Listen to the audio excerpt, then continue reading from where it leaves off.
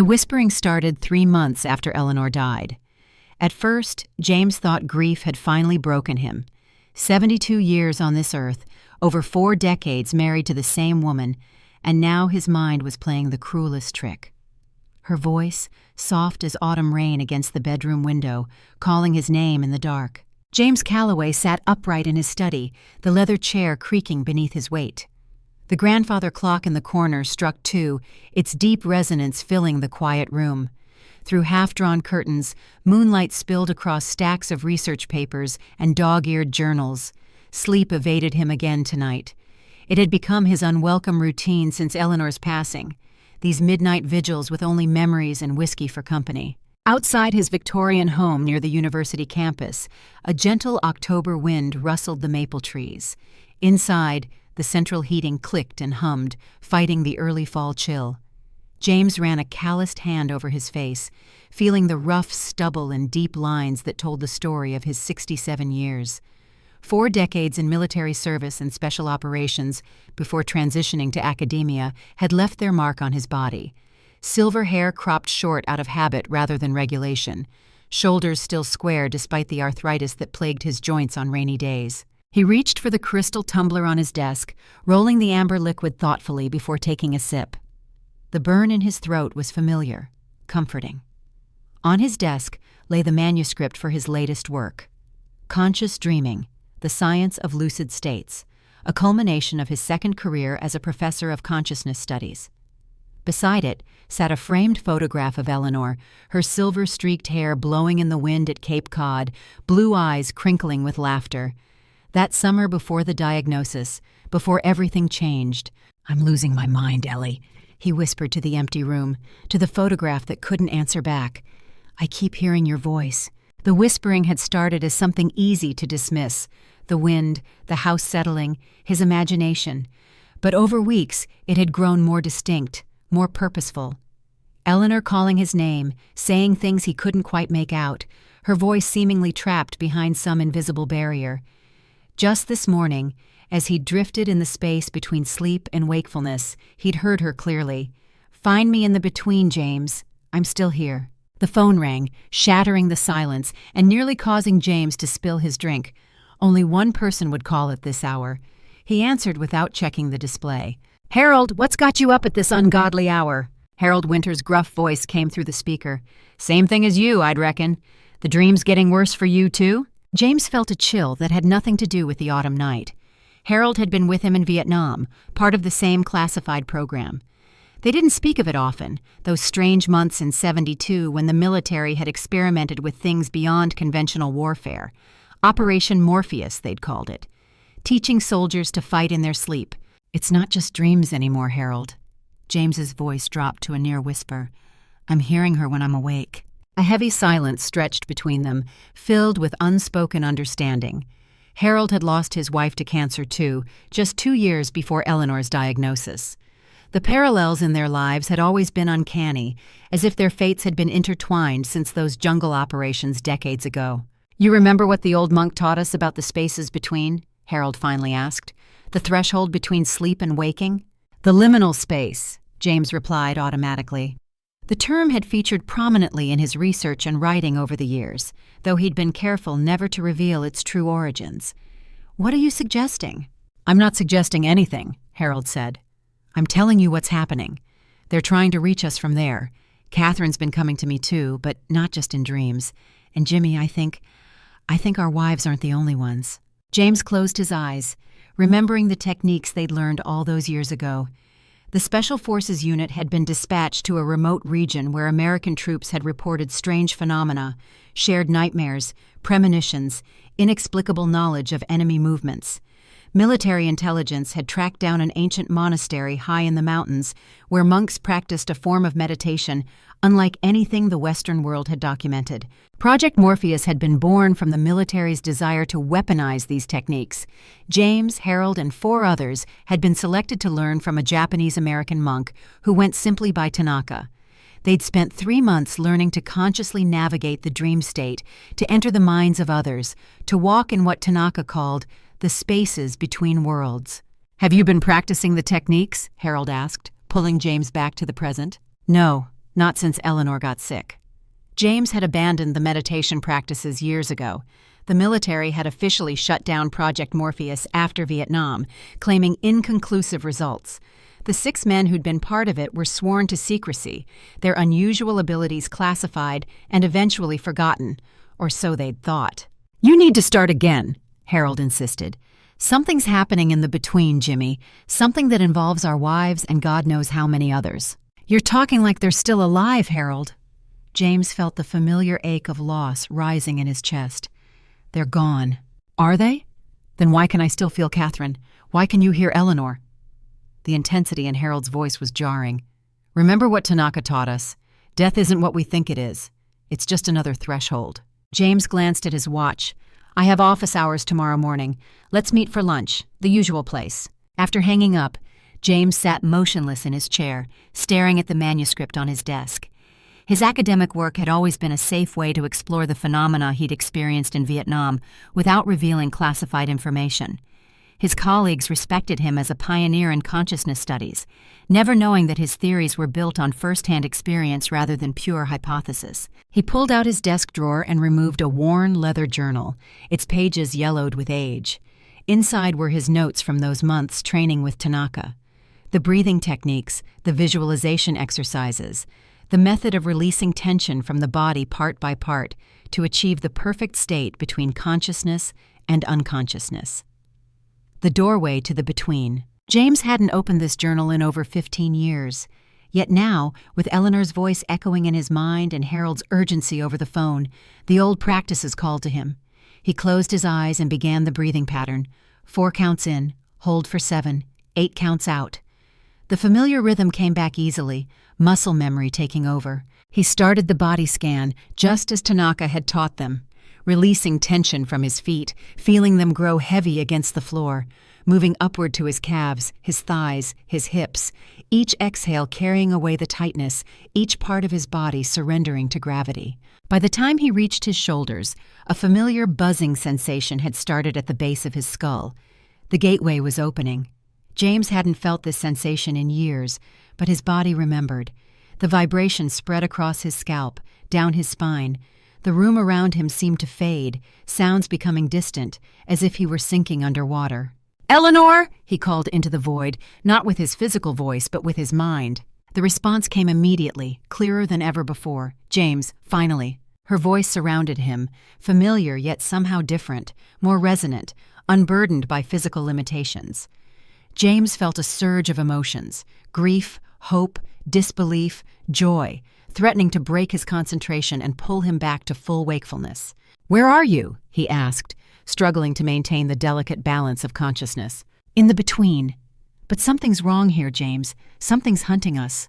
Before she could elaborate, James felt a violent tugging sensation, as if something had hooked into his solar plexus and yanked hard. The connection severed. His eyes flew open, heart pounding in his chest. The study materialized around him, solid and ordinary. The clock showed barely 10 minutes had passed. James reached for his phone with shaking hands, but before he could dial Harold, it buzzed with a text message. "You felt it too, didn't you? Meet me tomorrow at the university lab instead, bringing someone who can help." Sleep was impossible after that. James spent the remaining hours until dawn poring over his old journal, reacquainting himself with the techniques that had once been as natural to him as breathing. By the time sunlight streamed through his study windows, he had made a decision. If there was even the slightest chance that Eleanor was somehow trapped in the liminal space between worlds, he would find a way to reach her. The university campus buzzed with the energy of early fall semester. Students hurried across the quad, clutching coffee cups and backpacks, their conversations creating a background hum that James barely registered as he walked the familiar path to his office. The Cognitive Science Building stood at the north end of campus, a modern structure of glass and steel that housed both classrooms and research facilities. His office hours passed in a blur. James answered questions about upcoming assignments and research projects on autopilot, his mind elsewhere. When his last student left, he checked his watch. Noon. Time to meet Harold. The The university's Advanced Sleep Research Lab occupied the entire fourth floor of the Cognitive Science Building. James had helped secure funding for it 5 years earlier, though his colleagues believed his interest was purely academic. In reality, he'd designed aspects of the facility to replicate conditions that Project Morpheus had discovered were optimal for accessing the between. Harold was already there when James arrived, accompanied by a woman James didn't recognize. She was Asian American, perhaps in her mid-40s, with straight black hair cut in a precise bob and intelligent eyes that assessed him carefully as Harold made introductions. "James, this is Dr. Maya Chen. She's been heading up the quantum consciousness research at MIT. Harold's tone conveyed that this wasn't just a casual introduction. "Maya, this is my old friend James Calloway." Dr. Chen extended her hand, her grip firm. "Professor Calloway, your work on lucid dream states has been foundational to my research, though I suspect there's more to your theories than you've published." James shot Harold a questioning look. Harold shrugged. "She figured it out on her own, Jimmy. She's been tracking anomalies in the between for years. That's why I brought her here." "How much does she know?" James asked, not bothering to maintain pretenses. "About Project Morpheus? Everything I know," Harold replied. "About what's happening now? More than either of us." Dr. Chen moved toward the lab's central monitoring station, her movements efficient and purposeful. "Professor Calloway, are you familiar with the concept of quantum entanglement as it might apply to consciousness?" James followed her to the bank of sophisticated equipment. "Theoretically, the idea that consciousness itself might operate according to quantum principles, allowing for non-local connections." She nodded, pulling up a series of brain scan images on the main display. "These are from subjects experiencing what we've classified as shared dream states.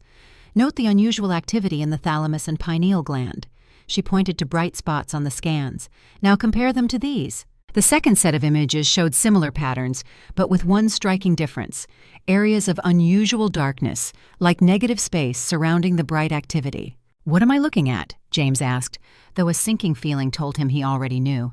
"The second set comes from patients in deep comas following traumatic brain injuries," Dr. Chen explained.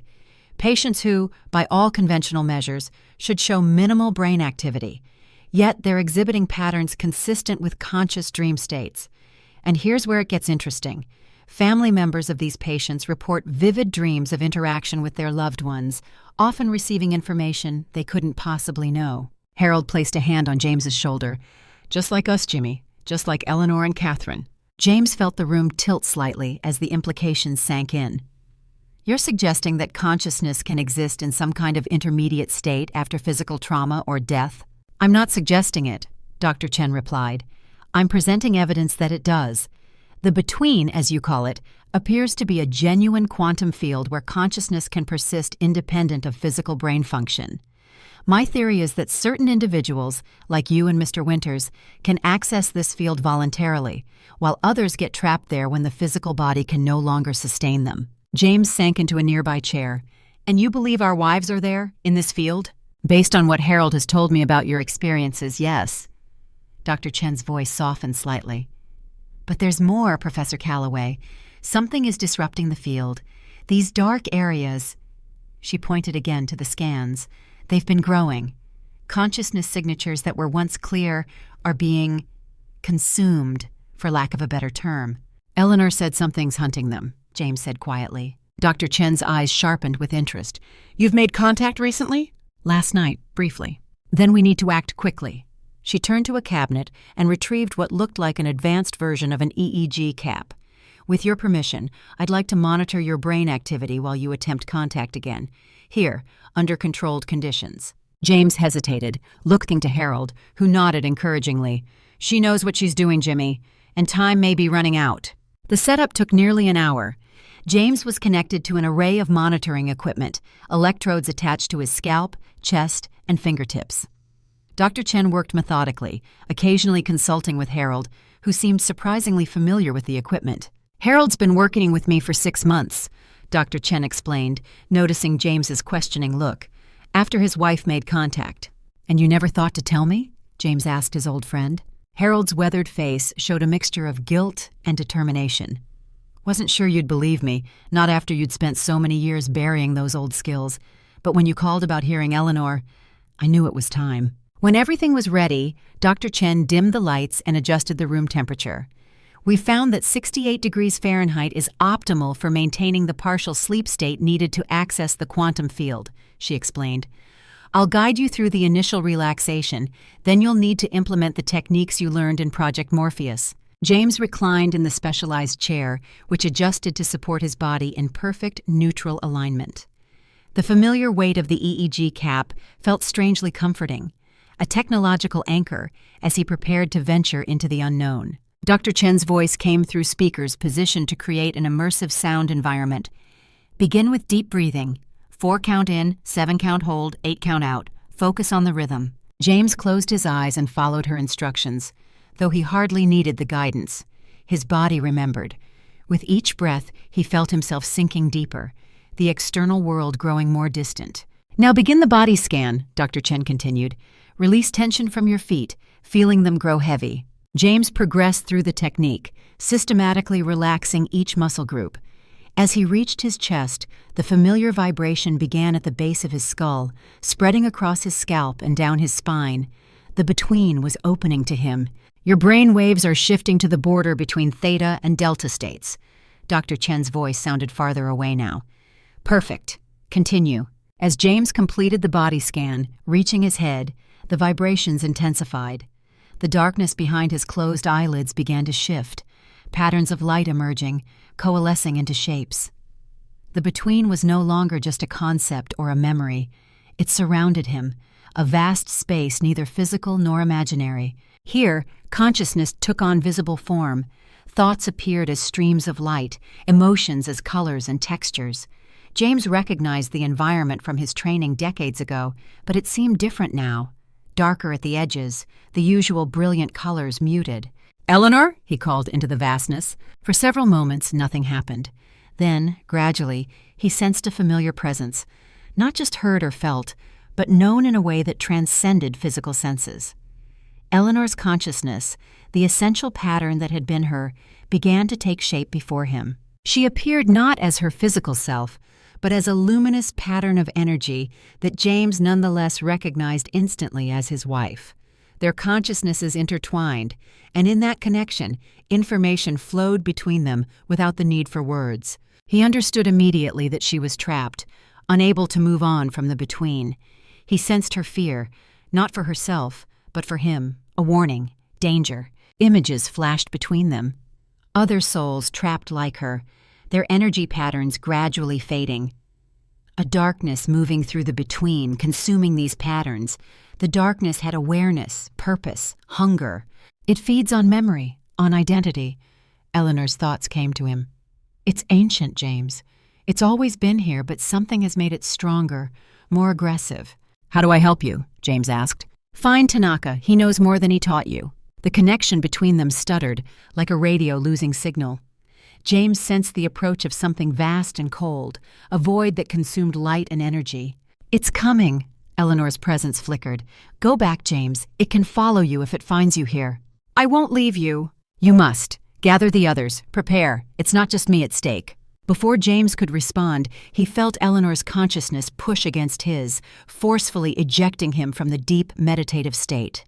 His eyes flew open, his body jerking upright against the restraints of the monitoring equipment. Alarms sounded as his heart rate and brain activity spiked dramatically. Dr. Chen was at his side immediately, checking the readings, her expression a mixture of scientific fascination and concern. Harold stood behind her, tension evident in his rigid posture. What happened? Dr. Chen asked, silencing the alarms with a few keystrokes. We connected, James said, his voice hoarse. But something else is there, something hunting the trapped souls. Eleanor says we need to find Tanaka. Harold's face paled. Tanaka? No one's heard from him in decades. We need to find him, James insisted, removing the electrodes from his forehead with shaking hands.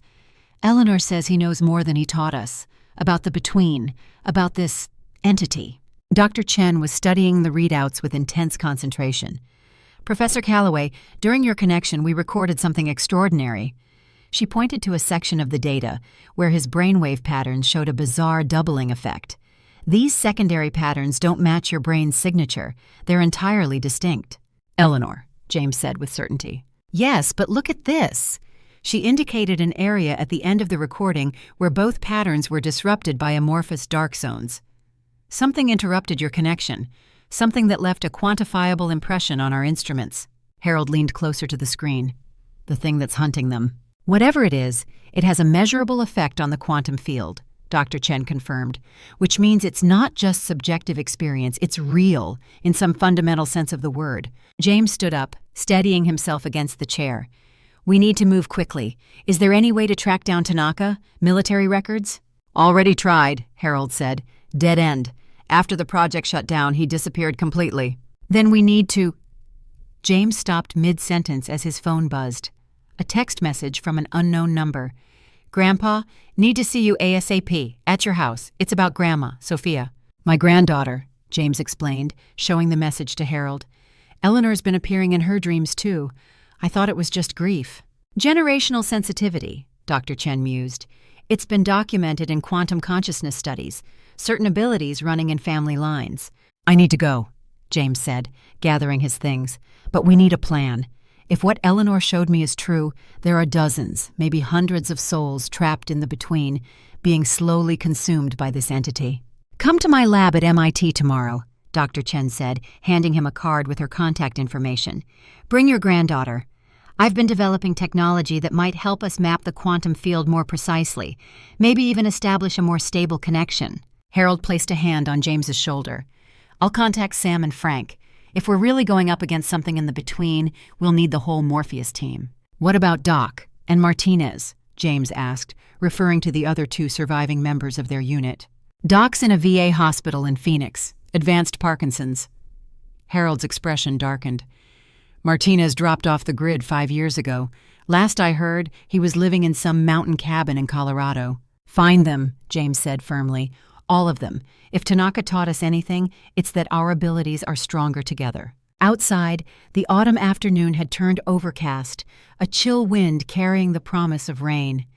James hurried to his car, his mind racing with implications and possibilities. For 15 years, he'd buried his abilities, convinced himself that Project Morpheus had been little more than a strange footnote in his military career. Now, in the space of 24 hours, everything had changed. Eleanor was still out there. Not just a memory or a ghost, but her essential self, trapped in the quantum field between worlds. And she wasn't alone. Something ancient and hungry was stalking the souls caught in the between, consuming their very identities.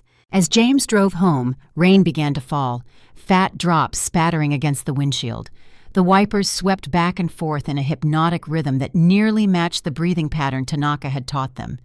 In, hold, out. The gateway to the between. He wondered what Sophia would tell him, what connections she might have made with her grandmother. The possibility that his granddaughter might have inherited sensitivity to the quantum field both frightened and intrigued him. She was young, just 25, with her whole life ahead of her. Did he have the right to draw her into this dangerous territory?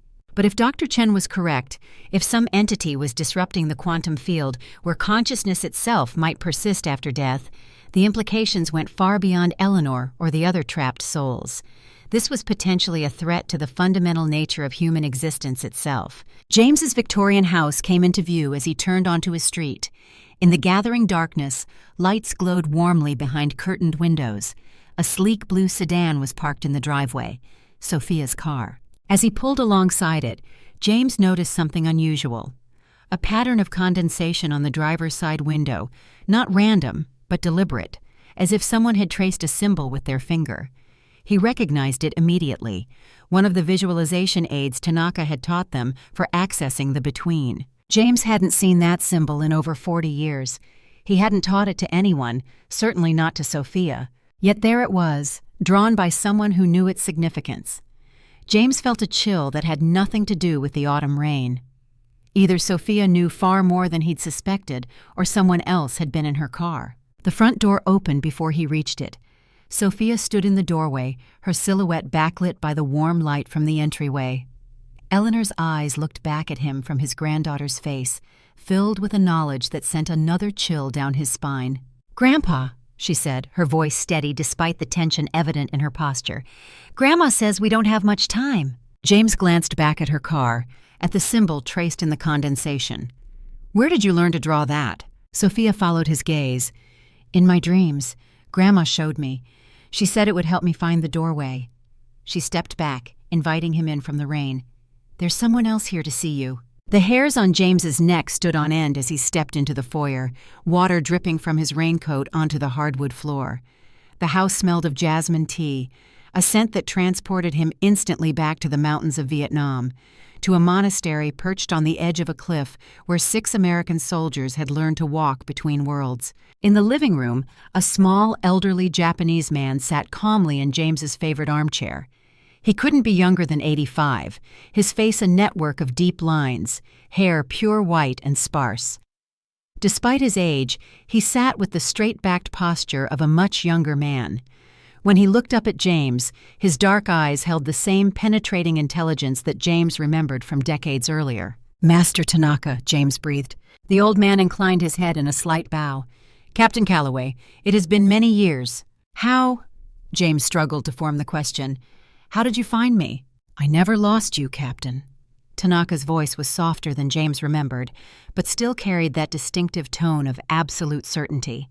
"I have watched over all 6 of you since the project ended. From a distance, of course, as was necessary." Sophia moved to stand beside her grandfather. "He arrived an hour ago, knew exactly who I was." She lowered her voice. "He knew about my dreams, Grandpa, about Grandma."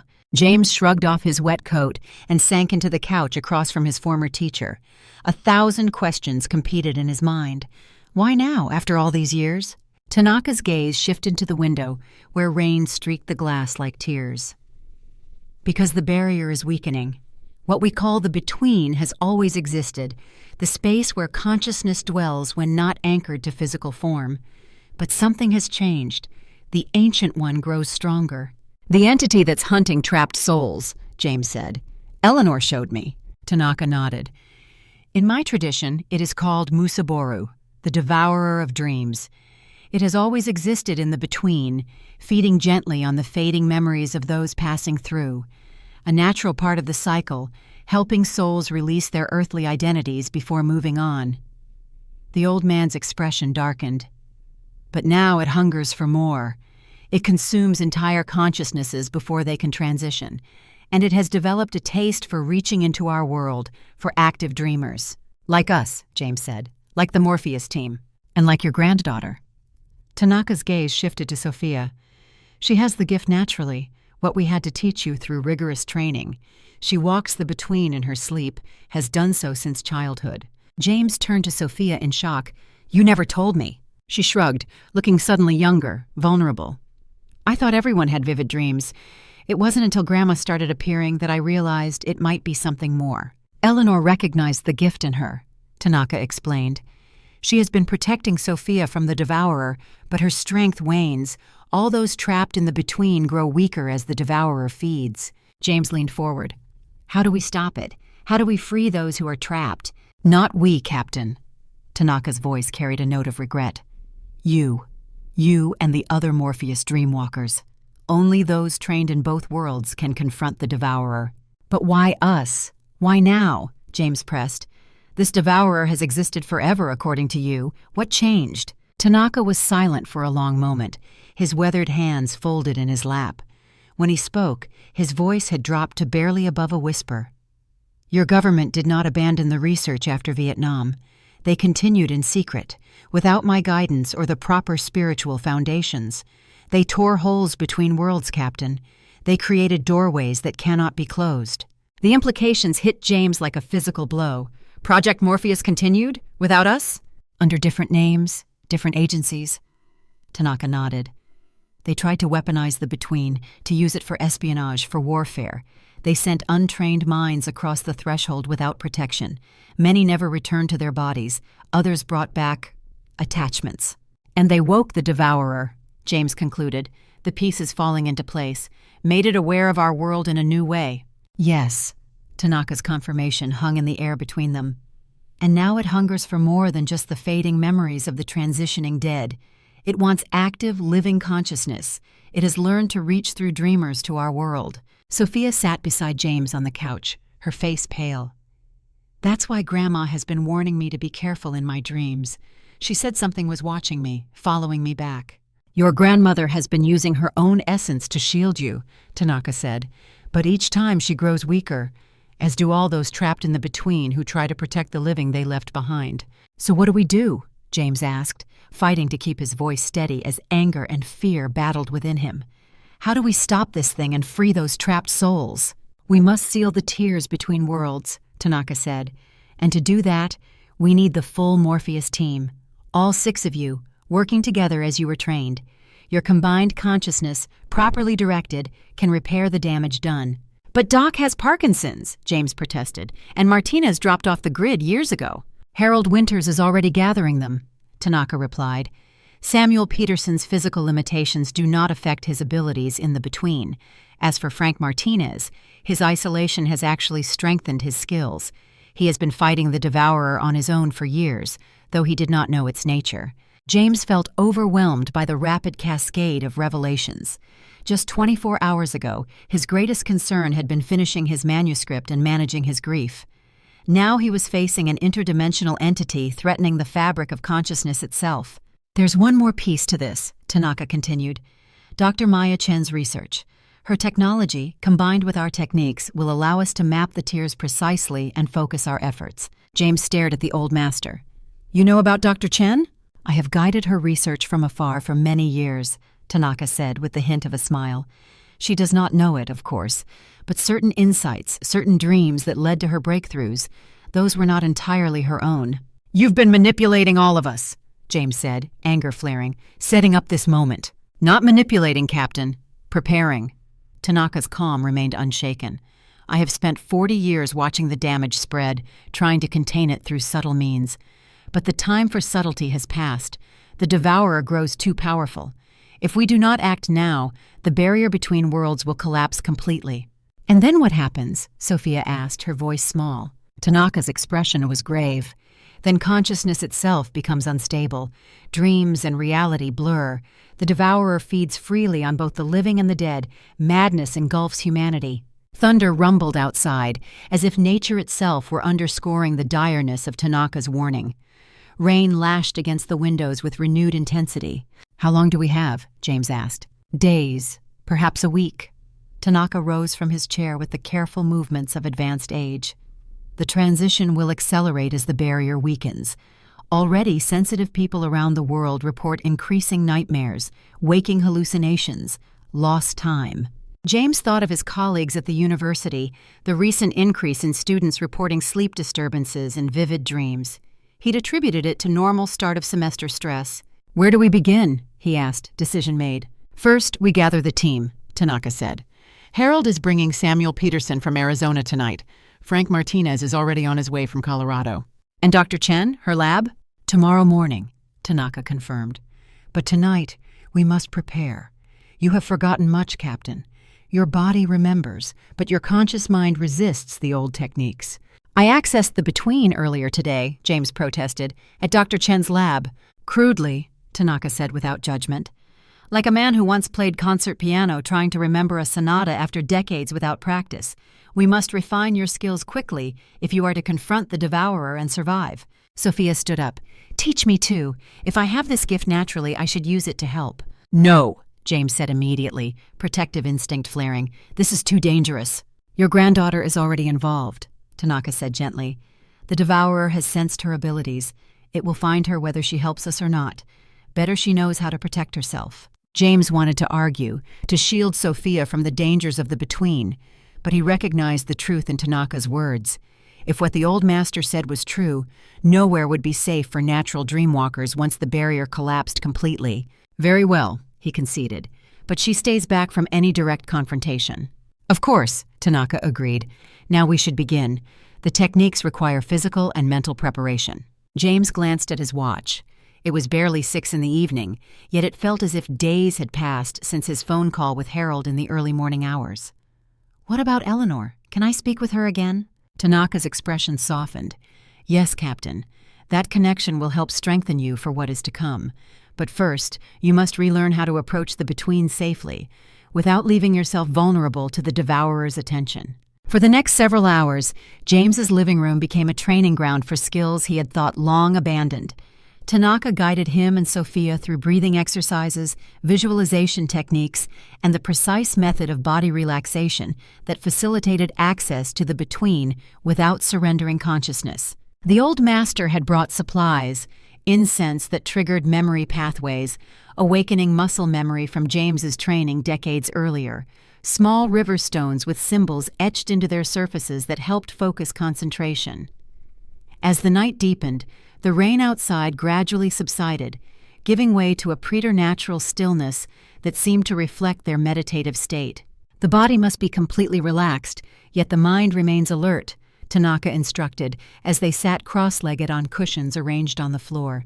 Imagine a door within yourself, at the base of your skull. Feel it, see it in perfect detail, the wood grain, the handle, its weight. James followed the familiar guidance, surprised at how quickly the sensations returned, the vibration at the base of his skull, the feeling of floating while remaining perfectly aware. Beside him, Sophia seemed to take to the techniques with natural ease, her breathing slowing, her posture relaxing, while maintaining perfect alignment. "Now we will attempt a guided connection," Tanaka said after they had practiced the basics for over 2 hours. "A controlled entry into the shallow levels of the between. James, you will lead, creating a safe pathway. Sophia will follow, anchored to you. I will maintain watch in this realm." "What exactly are we looking for?" James asked. "Not looking, listening." Tanaka placed a small brass bowl in front of him and struck it gently with a wooden mallet, producing a clear, resonant tone that seemed to vibrate through James's entire body. "In the between, you will hear the disharmony caused by the tears, the wrongness. Focus on that sound, learn its pattern. This will be crucial when we attempt to heal the breaches." James closed his eyes and began the now familiar process of controlled entry into the between.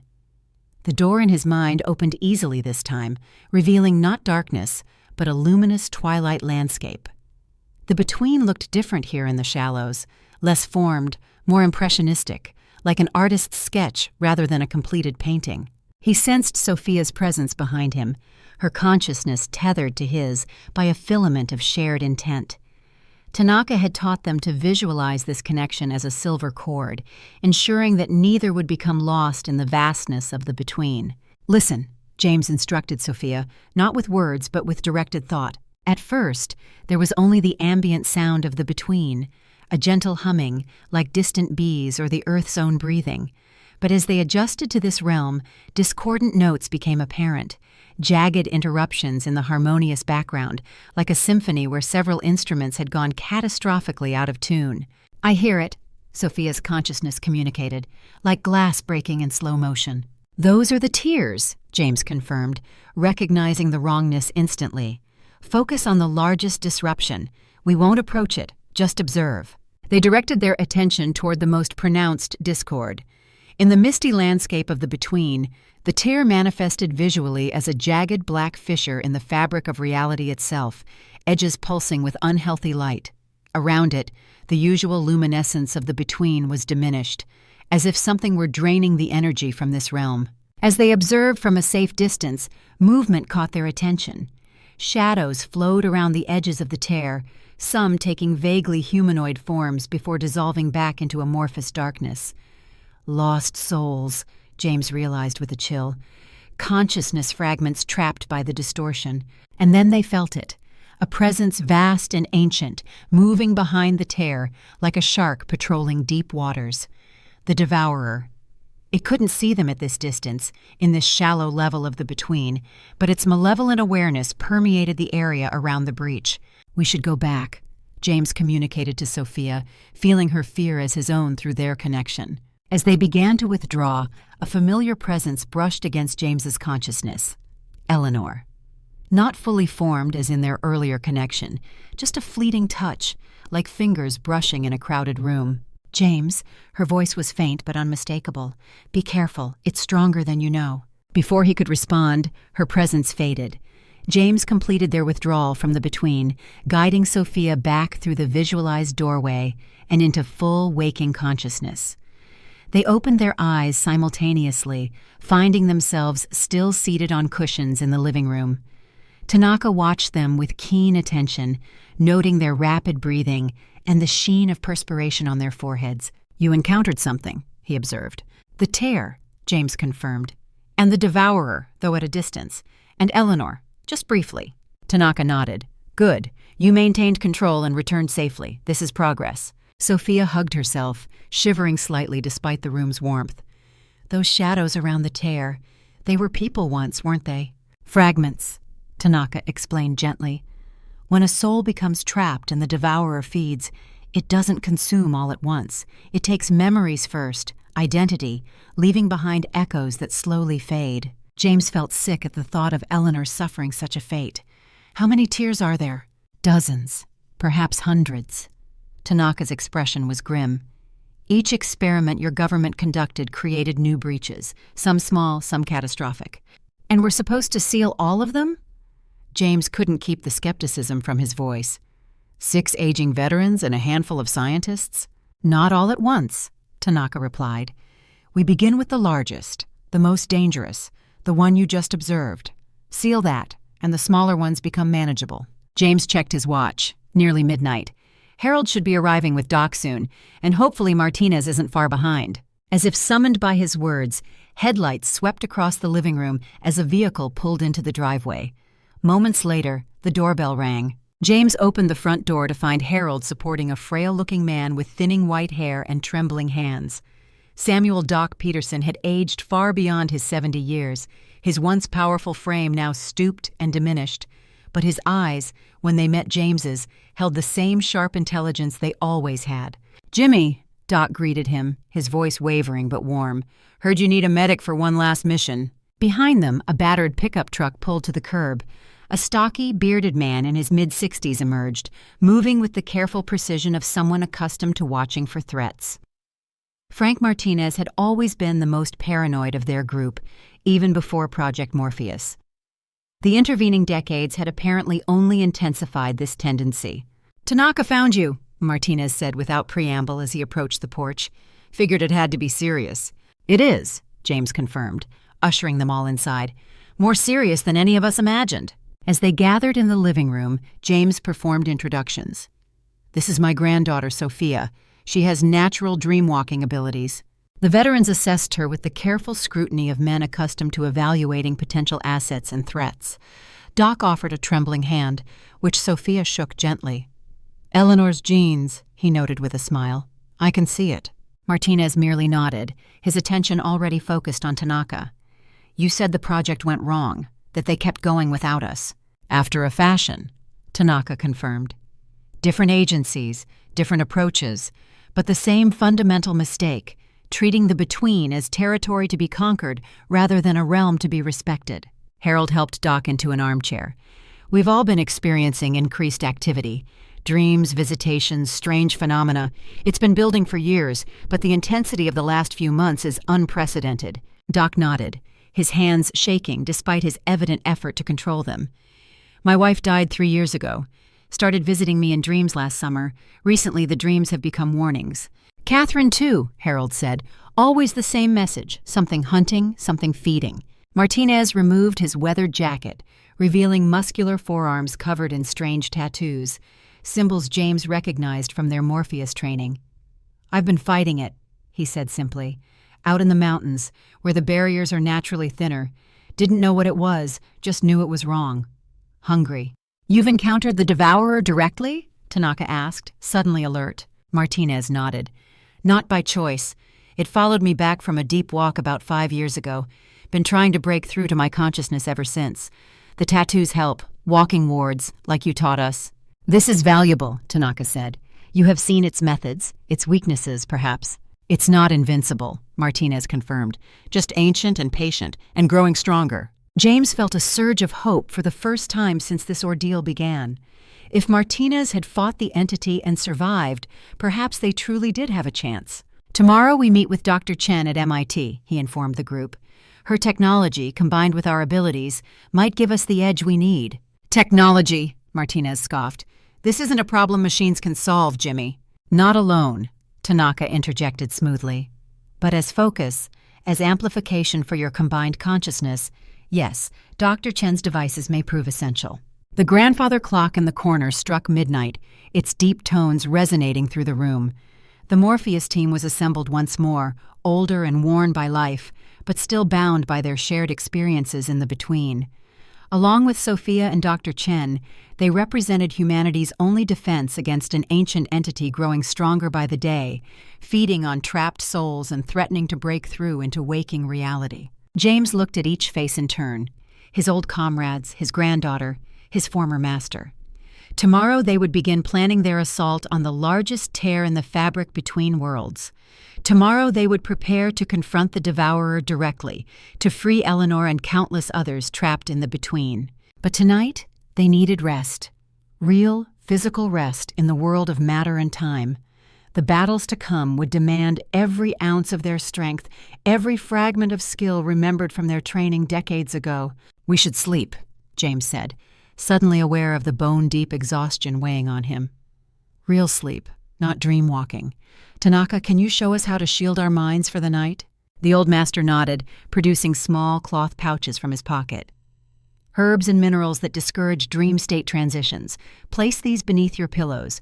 They will not prevent natural dreams, but they will make it more difficult for the devourer to sense your consciousness." As the group dispersed to the various guest rooms and couches James had prepared, Sophia lingered behind. When they were alone, she asked the question that had clearly been troubling her. "Do you really think we can save Grandma? Bring her back somehow?" James hesitated. He wanted to offer comfort, certainty, but the truth was more complicated. "I don't know if back is the right concept. Eleanor's physical body is gone, but her consciousness, her essential self, yes, I believe we can free that from the between, help her move on to whatever comes next." Sophia nodded, accepting this more nuanced hope. "She's been watching over me my whole life, you know, not just since she died, in my dreams guiding me. I thought it was just my imagination." "Eleanor always had strong intuition," James said with a sad smile. "Perhaps she recognized your abilities long before any of us." After Sophia had gone upstairs to the guest room, James found himself alone in the study, staring at the photograph of Eleanor on his desk. The woman who had shared his life for over 40 years, whose consciousness now fought for survival in a realm between worlds. "I'll find you," he promised the smiling face in the frame. "Whatever it takes, I'll set you free." Outside, the clouds parted briefly, allowing moonlight to spill through the window. In its silver illumination, James could almost imagine Eleanor standing beside him, her hand on his shoulder, her presence a comfort in the gathering storm. Tomorrow would bring challenges beyond anything they had faced before. But tonight, for the first time since Eleanor's death, James felt something like purpose returning to his life. The Morpheus team had been reactivated for one final mission, perhaps their most important. As he finally prepared for sleep, placing Tanaka's protective pouch beneath his pillow, James reflected on the strange twists of fate that had brought him to this moment. From the jungles of Vietnam to the quantum laboratories of MIT, from Special Forces operative to grieving widower to humanity's unlikely defender against an interdimensional threat, he smiled grimly in the darkness of his bedroom. Some missions found you, no matter how far you ran from your past, and this one had been 40 years in the making. Dawn broke over Cambridge with fingers of pale gold stretching across the MIT campus. The early October morning carried a sharp chill, leaves skittering across walkways as James Calloway stood outside the Quantum Consciousness Research Center. The sleek glass building reflected the sunrise in shimmering panels, a stark contrast to the centuries-old architecture surrounding it. Behind him, Harold helped dock from the van, while Sophia and Martinez scanned the area with the habitual caution of people who had glimpsed dangers others couldn't comprehend. Tanaka stood beside James, his weathered face impassive. "Dr. Chen's work is impressive," the old master observed. "She has built technological bridges to what we once accessed through discipline alone." James nodded. "Will it be enough?" "It will amplify what you already know," Tanaka replied, "but the true battle will still be fought within." The automatic doors parted with a soft hiss. Dr. Chen waited in the lobby, her crisp lab coat and alert posture suggesting she'd been there for hours already. Dark circles beneath her eyes hinted that sleep had been scarce, if it had come at all. "Professor Calloway," she greeted him, then acknowledged the others with quick nods. Her gaze lingered on Tanaka. Master Tanaka, I presume. An honor to meet you at last. The old man bowed slightly. The honor is mine, Doctor. Your work has pushed boundaries I once believed immutable. Dr. Chen led them through security checkpoints to a restricted elevator. As they descended deep beneath the campus, she explained, My primary lab is underground. The quantum field measurements are extraordinarily sensitive to external interference. She glanced at Martinez's tattoos with scientific curiosity. Those protective sigils? Tibetan in origin? Martinez's eyebrows rose slightly. Vietnamese mostly, some Japanese. You recognize them? I've documented similar patterns in EEG readings during deep meditative states, she replied, tapping her tablet. Neural pathways forming protective loops, visible as recurring wave patterns. Your tattoos externalize that internal process. The elevator doors opened to reveal a vast laboratory space, pristine white and humming with technology. A central chamber dominated the room, ringed by monitoring stations. Inside the chamber, 6 reclined chairs faced inward, arranged in a perfect hexagon around what appeared to be a small fountain of softly glowing blue liquid. The quantum resonance chamber, Dr. Chen said with understated pride. It amplifies consciousness signatures and stabilizes connections between minds operating in altered states. The fluid is a non-Newtonian compound that responds to quantum fluctuations, essentially providing visual representation of what's happening in the field. Harold whistled softly. Quite an upgrade from the jungle huts we trained in. Different approaches to the same destination, Tanaka said diplomatically. James approached the chamber, feeling a subtle vibration as he neared it. Not physical, but something deeper, as if the air itself recognized him. You've created an artificial thin spot between worlds. Dr. Chen's eyes widened slightly. Precisely, though I would have called it an enhanced quantum entanglement node. She motioned to her team of researchers. We'll need baseline readings from each of you before we proceed. The next hour passed in a flurry of preparations. Each member of the Morpheus team was fitted with advanced monitoring equipment, sleek headsets replacing the bulky EEG caps James had worn the day before, sensors applied to key points along their spines and at their wrists. Sophia underwent the same process, despite James's lingering concerns about her involvement. Dr. Chen worked primarily with Doc, whose Parkinson's tremors posed unique challenges. Your physical limitations won't matter in the quantum field, she assured him, adjusting his monitors. In fact, the dissociation between mind and body that you experience daily may give you advantages the others don't have. Doc smiled wryly. Always did like finding the silver lining, ma'am. When they were all prepared, they gathered around a holographic display showing what appeared to be a 3-dimensional map of interconnected light patterns. This is our current model of the quantum consciousness field, what you call the between, Dr. Chen explained. Each luminous node represents concentrated consciousness activity. Some are individuals in deep meditative states. Others are what we believe to be persistent consciousness signatures detached from physical bodies. The trapped souls, James said. Yes, and these dark areas. She pointed to amorphous shadows that seemed to move between the light points, occasionally engulfing smaller nodes entirely. These appeared approximately 6 years ago and have been expanding at an accelerating rate. The Devourer, Martinez confirmed grimly. Dr. Chen nodded. Based on your descriptions and our measurements, we've identified what appears to be the largest breach point. She zoomed in on a location where the darkness was most concentrated, swirling around a jagged tear in the field. This is where the barrier is thinnest, where the entity has its strongest foothold. And where we need to strike, Harold said. Tanaka stepped forward. May I? When Dr. Chen nodded, he manipulated the display with surprising dexterity, rotating the image to examine the tear from different angles. The breach has a pattern, not random, but deliberate. His expression darkened. This was created intentionally. How? James asked. Someone performed a ritual designed to open a permanent doorway, Tanaka explained. Ancient knowledge, misused. Dr. Chen looked uncomfortable. 5 years ago, a government-funded project called Threshold attempted to create a stable connection to what they termed the subquantum realm. They recruited practitioners from various esoteric traditions, combined with cutting-edge technology. She hesitated. I consulted briefly, but withdrew when I realized they were ignoring fundamental safety protocols. The project was officially discontinued after an incident. What kind of incident? Sophia asked. 3 senior researchers disappeared during an experiment, physically vanished from a sealed room. Dr. Chen's scientific detachment slipped, revealing genuine unease. The official report cited equipment malfunction and hallucination. I knew better. They were taken, Martinez stated flatly. Yes, and I believe they're still there, their consciousness feeding the entity you call the Devourer, strengthening it. Dr. Chen turned to Tanaka. This is why you've gathered these specific individuals, isn't it? They were part of the original project that touched this realm. They have a connection that can be used to heal the breach. Tanaka inclined his head. Just as a wound is best mended with the patient's own tissue, so must this tear be sealed by those who first opened the way. James felt a chill run through him. You're saying our work with Project Morpheus created the conditions that made this possible, that we're responsible? No, Captain, Tanaka said firmly. You explored with respect and caution. Others followed with arrogance and greed, but your connection gives you the ability to repair what they damaged. Dr. Chen directed them to the chamber.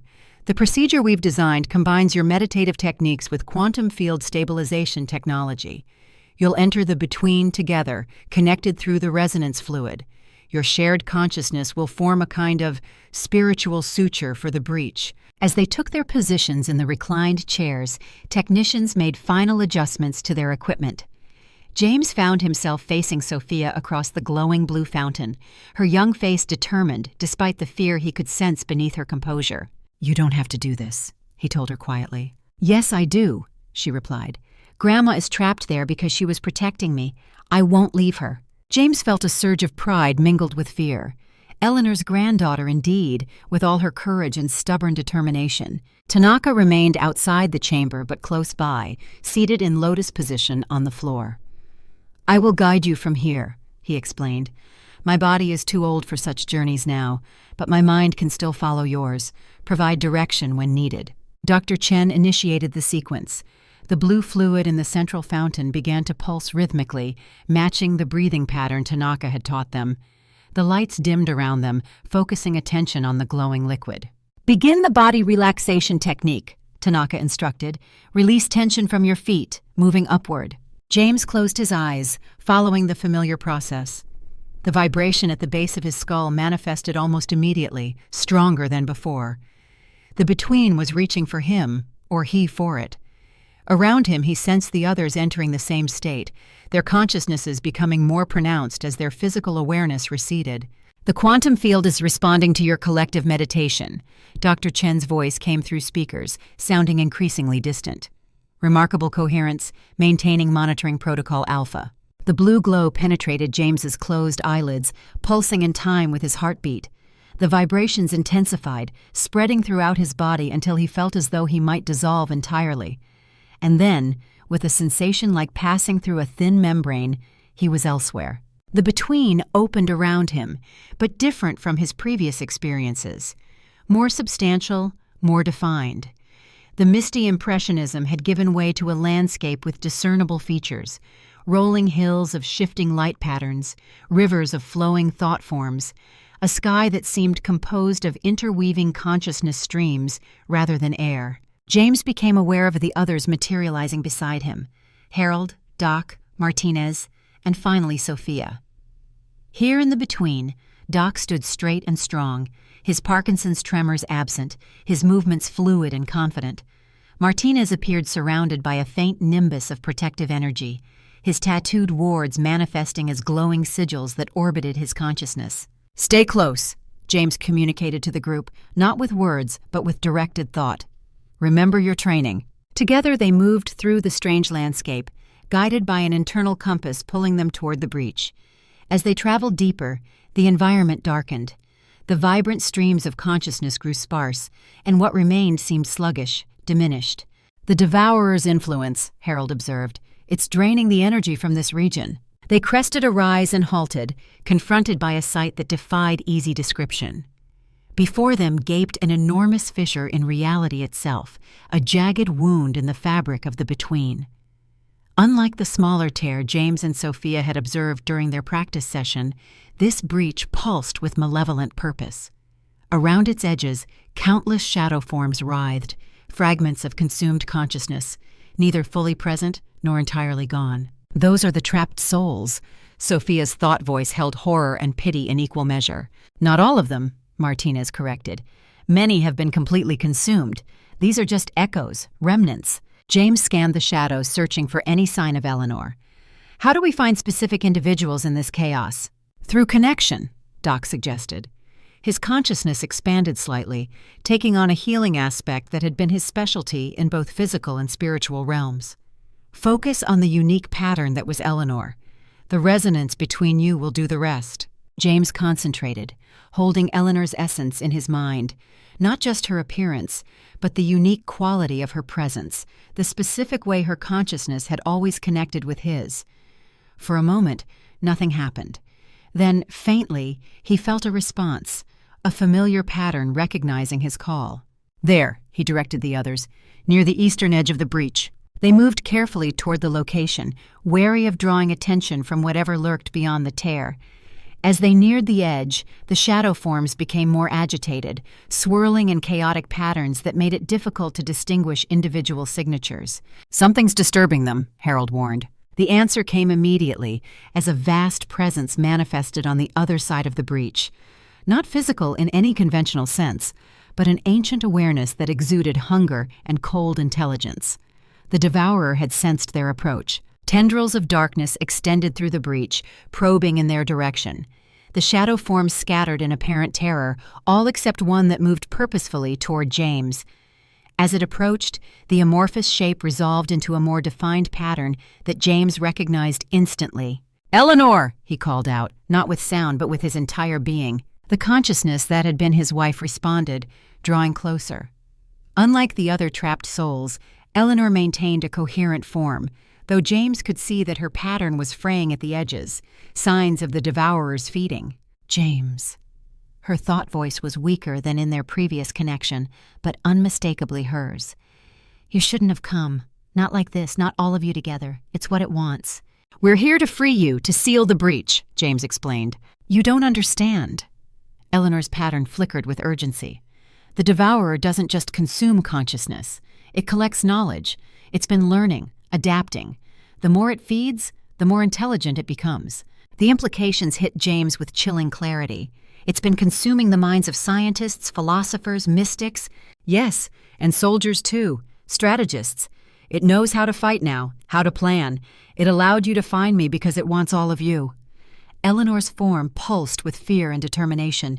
"You need to leave now. Prepare differently. It knows your techniques, your strategies." Before James could respond, the tendrils of darkness surged toward them with frightening speed.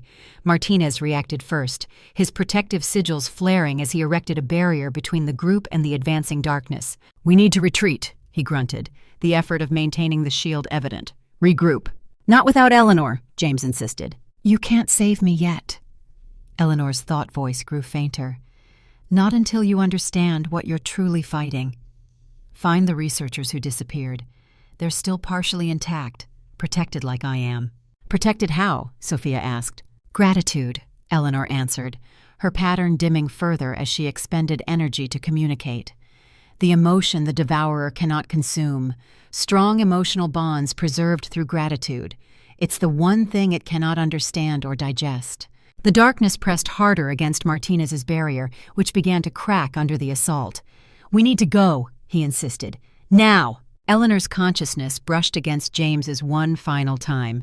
"Find Amanda Reese. She was the lead researcher. She knows the devourer's true nature, what it really wants. I've been protecting her, but I'm growing weaker." "Where is she?" James asked desperately as Martinez's shield began to fail. "Follow the gratitude patterns. They shine differently." With that, Eleanor's consciousness retreated, moving back toward the breach. "Go now. I'll distract it." James wanted to follow, to refuse retreat, but Harold and Doc were already pulling at his consciousness. "We can't help her if we're consumed," Doc reminded him. "Strategic withdrawal, Captain."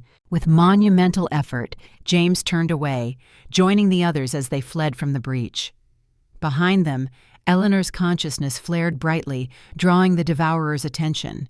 The distraction worked. The tendrils of darkness pursued her instead, giving the Morpheus team precious seconds to escape. They retraced their path through the between, moving as rapidly as consciousness could travel in this realm. Martinez's protective wards created a wake behind them, obscuring their trail. James felt as though his very essence were being torn apart, leaving Eleanor behind yet again. "There's our exit point." Harold identified the shimmering doorway that would return them to their physical bodies. As they approached the threshold, Sophia suddenly halted. "Wait, look at this." She directed their attention to what appeared to be faint, luminous threads stretching through the darkness of the between. Nearly invisible against the landscape, they pulsed with a warm, golden light, unlike the silver blue of normal consciousness patterns. "Gratitude bonds," Doc realized, like Eleanor described. "They form a network," Sophia observed, connecting certain consciousness signatures. James studied the delicate filaments. "Can we follow them to find Amanda Reese?" "Not now," Martinez warned. "The Devourer has noticed our discovery. It's coming." Sure enough, the darkness was surging toward them again, moving with purposeful speed. Without further hesitation, they passed through the exit threshold, the sensation of crossing between worlds even more jarring in reverse. James gasped as awareness of his physical body came rushing back. The laboratory materialized around him, the glowing blue fountain now pulsing erratically. Alarms sounded from multiple monitoring stations as technicians rushed about in controlled panic. "Quantum field destabilization," one called out. "Pattern degradation across all matrices." Dr. Chen appeared beside James, disconnecting sensors with practiced efficiency. "Something followed you back," she said urgently. "The breach is expanding." James struggled to orient himself, the transition leaving him dizzy and disoriented. Across from him, Sophia was already sitting up, adapting more quickly to the shift.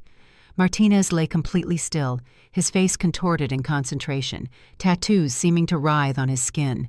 "He's maintaining rear guard," Tanaka explained, appearing beside them.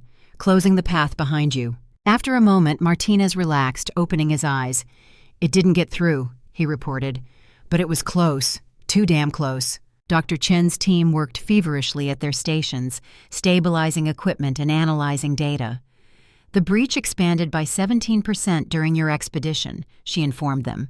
"At this rate, complete barrier failure will occur within 5 days." Harold helped Doc from his chair, the older man's tremors returning as he reconnected with his physical limitations. "Eleanor said we need to find Amanda Reese, that she knows the Devourer's true nature." "Amanda Reese?"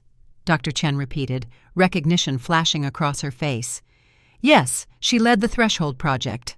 Brilliant quantum physicist with background in Eastern mysticism. She was one of the 3 researchers who disappeared." "Eleanor says she's still intact in the between," James explained, protected by what she called gratitude bonds. Tanaka nodded slowly. "The strongest force in consciousness.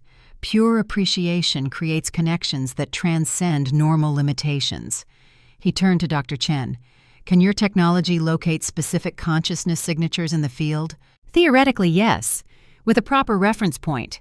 She looked thoughtful. "If this Amanda Reese is connected to others through these gratitude bonds, and if they form a distinct pattern as you described, we might be able to isolate her location in the field." James moved to a nearby computer station, still unsteady on his feet.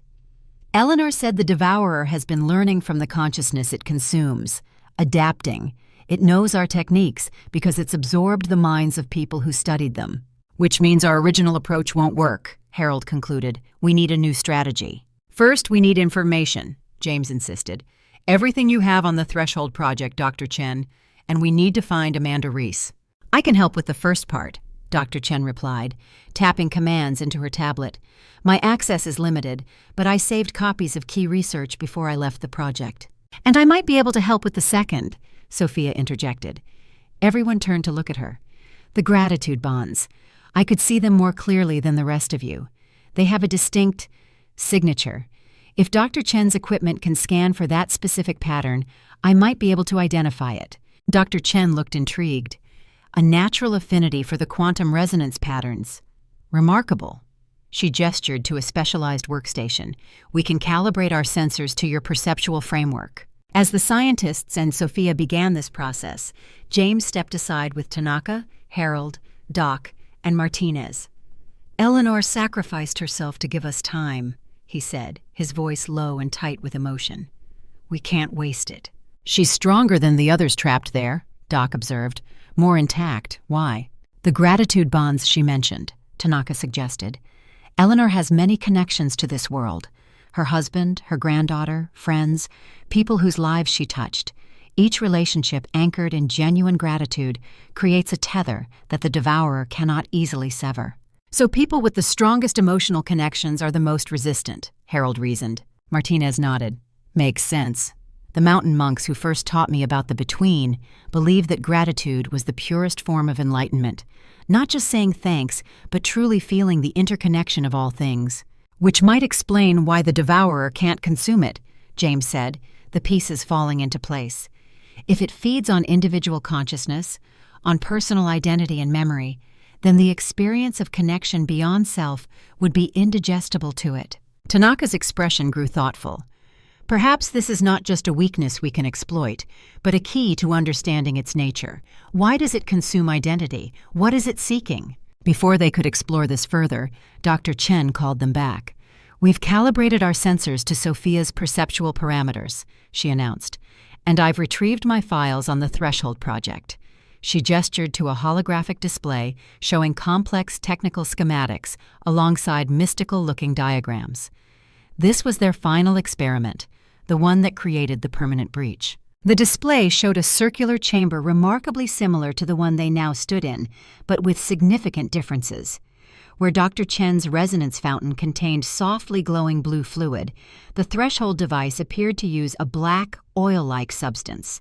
The arrangement of researchers around it formed a pentagram rather than a hexagon, and the walls were inscribed with symbols that made James's eyes hurt to look at directly. They combined ancient ritual with quantum technology, Dr. Chen explained, disgust evident in her voice. They believed they could create a controlled gateway to what they called the consciousness dimension, access all human knowledge, past and future. Arrogance, Tanaka said quietly. They treated the between as a resource to be exploited rather than a realm to be respected. The experiment ran for 67 minutes, Dr. Chen continued. Then the black fluid changed. According to surviving records, it developed what observers described as apparent sentience, moving against gravity and forming complex patterns. Moments later, the 3 lead researchers vanished. Not just their consciousness, their physical bodies disappeared as well. Taken whole into the between, Martinez murmured. That would explain the devourer's accelerated evolution. It didn't just get their minds. It got their physical brains, complete biological systems to study and understand. The breach was supposed to be temporary, Dr. Chen added. But after the researchers disappeared, the equipment couldn't be shut down. The connection had become self-sustaining. James studied the technical specifications carefully. They built in no fail-safes, no emergency shutdown? They did, Dr. Chen replied grimly. But the fail-safes required the 3 lead researchers to implement together. With them gone, convenient, Harold remarked dryly. Sophia called from the sensor station. I think I found something. The group moved to join her. These consciousness signatures, they're connected by the gratitude patterns, forming a protected cluster near the primary breach. The display showed 3 distinct light patterns huddled together within the darkness surrounding the tear. Unlike the fragmented shadows they'd seen earlier, these signatures maintained coherent form, though they pulsed weakly. The missing researchers, Dr. Chen confirmed, checking the quantum resonance readings, still intact after 5 years. Can we communicate with them? James asked. Dr. Chen hesitated. Possibly, but it would require another journey into the between. After what just happened, we need the information they have, James insisted. Eleanor said Amanda Reese knows the devourer's true nature, what it really wants. Without that knowledge, we're fighting blind. There may be another way, Tanaka suggested. A more focused approach. Instead of all of you entering the between, perhaps just one with a specific target and limited duration. A surgical strike rather than a full assault, Martinez nodded approvingly. I volunteer. No, James shook his head. I should go. I have the strongest connection to Eleanor, and through her, potentially to Amanda Reese. It's too dangerous for just one person, Harold argued. The devourer nearly overwhelmed all of us together. Not necessarily, Tanaka said. A single consciousness presents a smaller target, can move more stealthily, and if properly shielded. He looked at Martinez's tattooed arms meaningfully. Understanding dawned on Martinez's face. The protective wards. You want to apply them to James. Temporarily, yes, a spiritual camouflage. Doc frowned. Those tattoos took you years to accumulate, Frank. Their power builds over time. Can temporary markings offer the same protection? Not the same, Tanaka acknowledged, but perhaps enough for a brief, targeted mission, especially if combined with Dr. Chen's technology to maintain a stable connection. Dr. Chen looked thoughtful. We could reconfigure the quantum resonance chamber for a single participant, channel all its stabilizing power to one connection. It would be stronger, more secure. And the rest of us would maintain watch here, Harold added, ready to pull you back at the first sign of trouble. James felt a surge of determination. This was what he'd trained for decades ago, high-risk reconnaissance behind enemy lines. The terrain might be metaphysical rather than physical, but the principles remained the same. How soon can we be ready? He asked. The chamber reconfiguration will take several hours, Dr. Chen replied, and the protective wards will need time to be properly prepared. Martinez rolled up his sleeves, revealing the full extent of his elaborate tattoos. I'll need special materials, ink infused with specific minerals prepared under the right conditions. I have contacts who can provide what we need, Tanaka said. But we should not remain here. The Devourer now knows this location. It will be watching. Dr. Chen nodded in agreement. We'll transfer essential equipment to our secondary facility. It's more isolated, built inside a natural cave system with unusual electromagnetic properties. My team has observed that it creates a natural dampening effect on quantum field intrusions. A thin spot that's also a blind spot, Doc translated, perfect for what we need. As the scientists began preparations for transfer, James pulled Sophia aside. I want you to stay behind when we move to the new location, he told her. You've done more than enough already. Sophia's expression hardened in a way that reminded him painfully of Eleanor. Not a chance, Grandpa. I'm seeing this through. It's too dangerous. Your grandmother would never forgive me if something happened to you. And I'd never forgive myself if I abandoned her now. Sophia's determination was unshakable. Besides, I'm the one who can best perceive the gratitude bonds. You need me. James recognized the futility of argument. The women in his family had always possessed a stubborn streak a mile wide. At least promise you'll stay on this side monitoring. No more trips into the between. Sophia considered this, then nodded. Agreed, for now. The next several hours passed in organized chaos as essential equipment was dismantled, packed, and loaded into secure transport vehicles. Martinez and Tanaka disappeared briefly, returning with an elderly Vietnamese woman who carried a small lacquered box with reverent care. Madame Lin, Tanaka introduced her, a keeper of the old ways and an expert in protective symbology. The diminutive woman studied James with sharp eyes that belied her advanced age.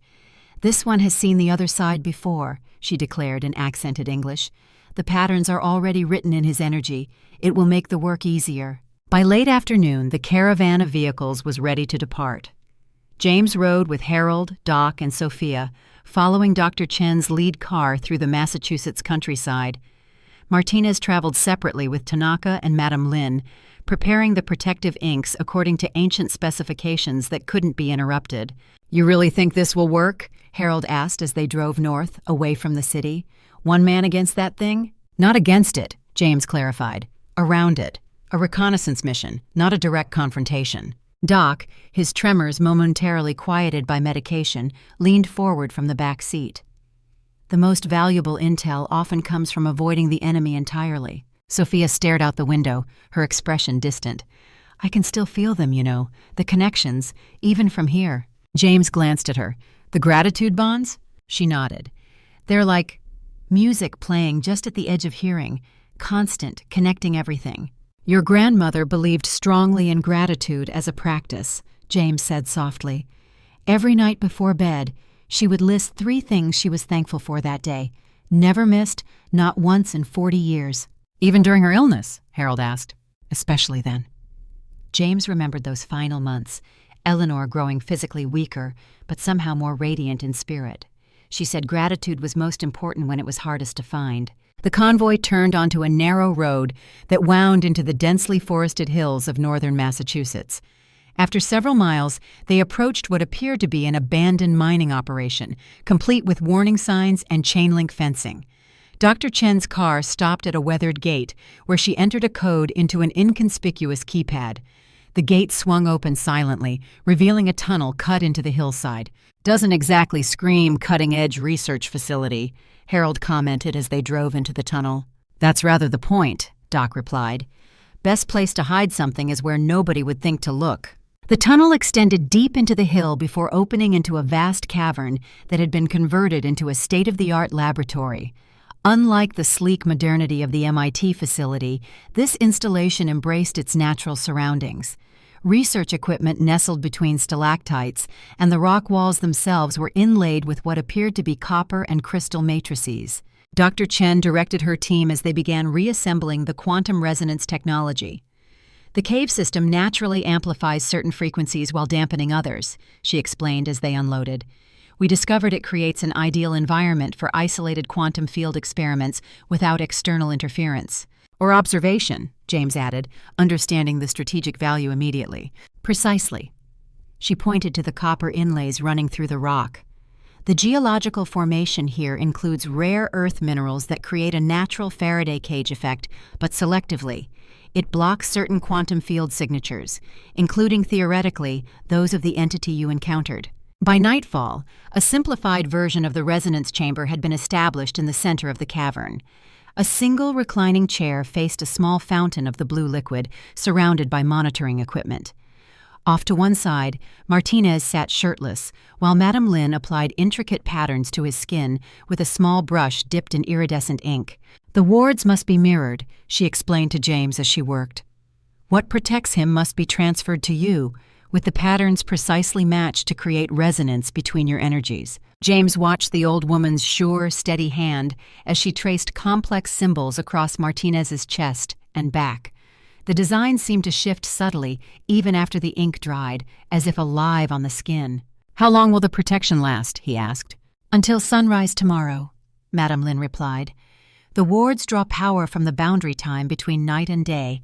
Dusk to dawn is when they are strongest." Which meant they had only one chance, James realized. One brief window to make contact with Amanda Reese and learn what they needed. Dr. Chen approached, tablet in hand. "We've located the consciousness signatures again. They remain clustered together, but they're moving periodically, as if hiding from something." She showed James the display. "If we're going to do this, it should be soon. Their pattern suggests they're most accessible during the next few hours." James nodded. "How long until the protective wards are ready?" "Another hour," Tanaka answered from where he supervised Madame Lin's work. "The final symbols are the most critical. They must be applied with perfect precision." "I'll use the time to prepare myself," James decided. He found a quiet corner of the cavern, away from the activity of the scientists and technicians. Settling into a cross-legged position on the stone floor, he began the breathing pattern that centered his consciousness. 4 counts in, hold for 7, 8 counts out. As his awareness expanded, he became conscious of the unique properties of their location. The cave system did indeed have unusual energetic characteristics. The between felt simultaneously more distant and more accessible here, as if the natural rock formations created a protected pathway between worlds. "A spiritual airlock," came Tanaka's voice as the old master settled beside him. "The ancients knew of such places. They built their most important temples and meditation halls at these junctures." "Will it give us an advantage?" James asked without opening his eyes. "Perhaps. But remember, the Devourer has existed far longer than any human civilization. It knows secrets of the between that we can only guess at." Tanaka's voice grew softer. "When you make contact with Amanda Reese, trust nothing at first. The Devourer is cunning. It may attempt to use her consciousness as a lure. How will I know if it's really her? Ask about gratitude. The true Amanda Reese will understand its significance immediately. The Devourer cannot comprehend or imitate this concept convincingly." James nodded, continuing his measured breathing. "Eleanor is still protecting her. After all this time, in that place, how is she maintaining her strength?"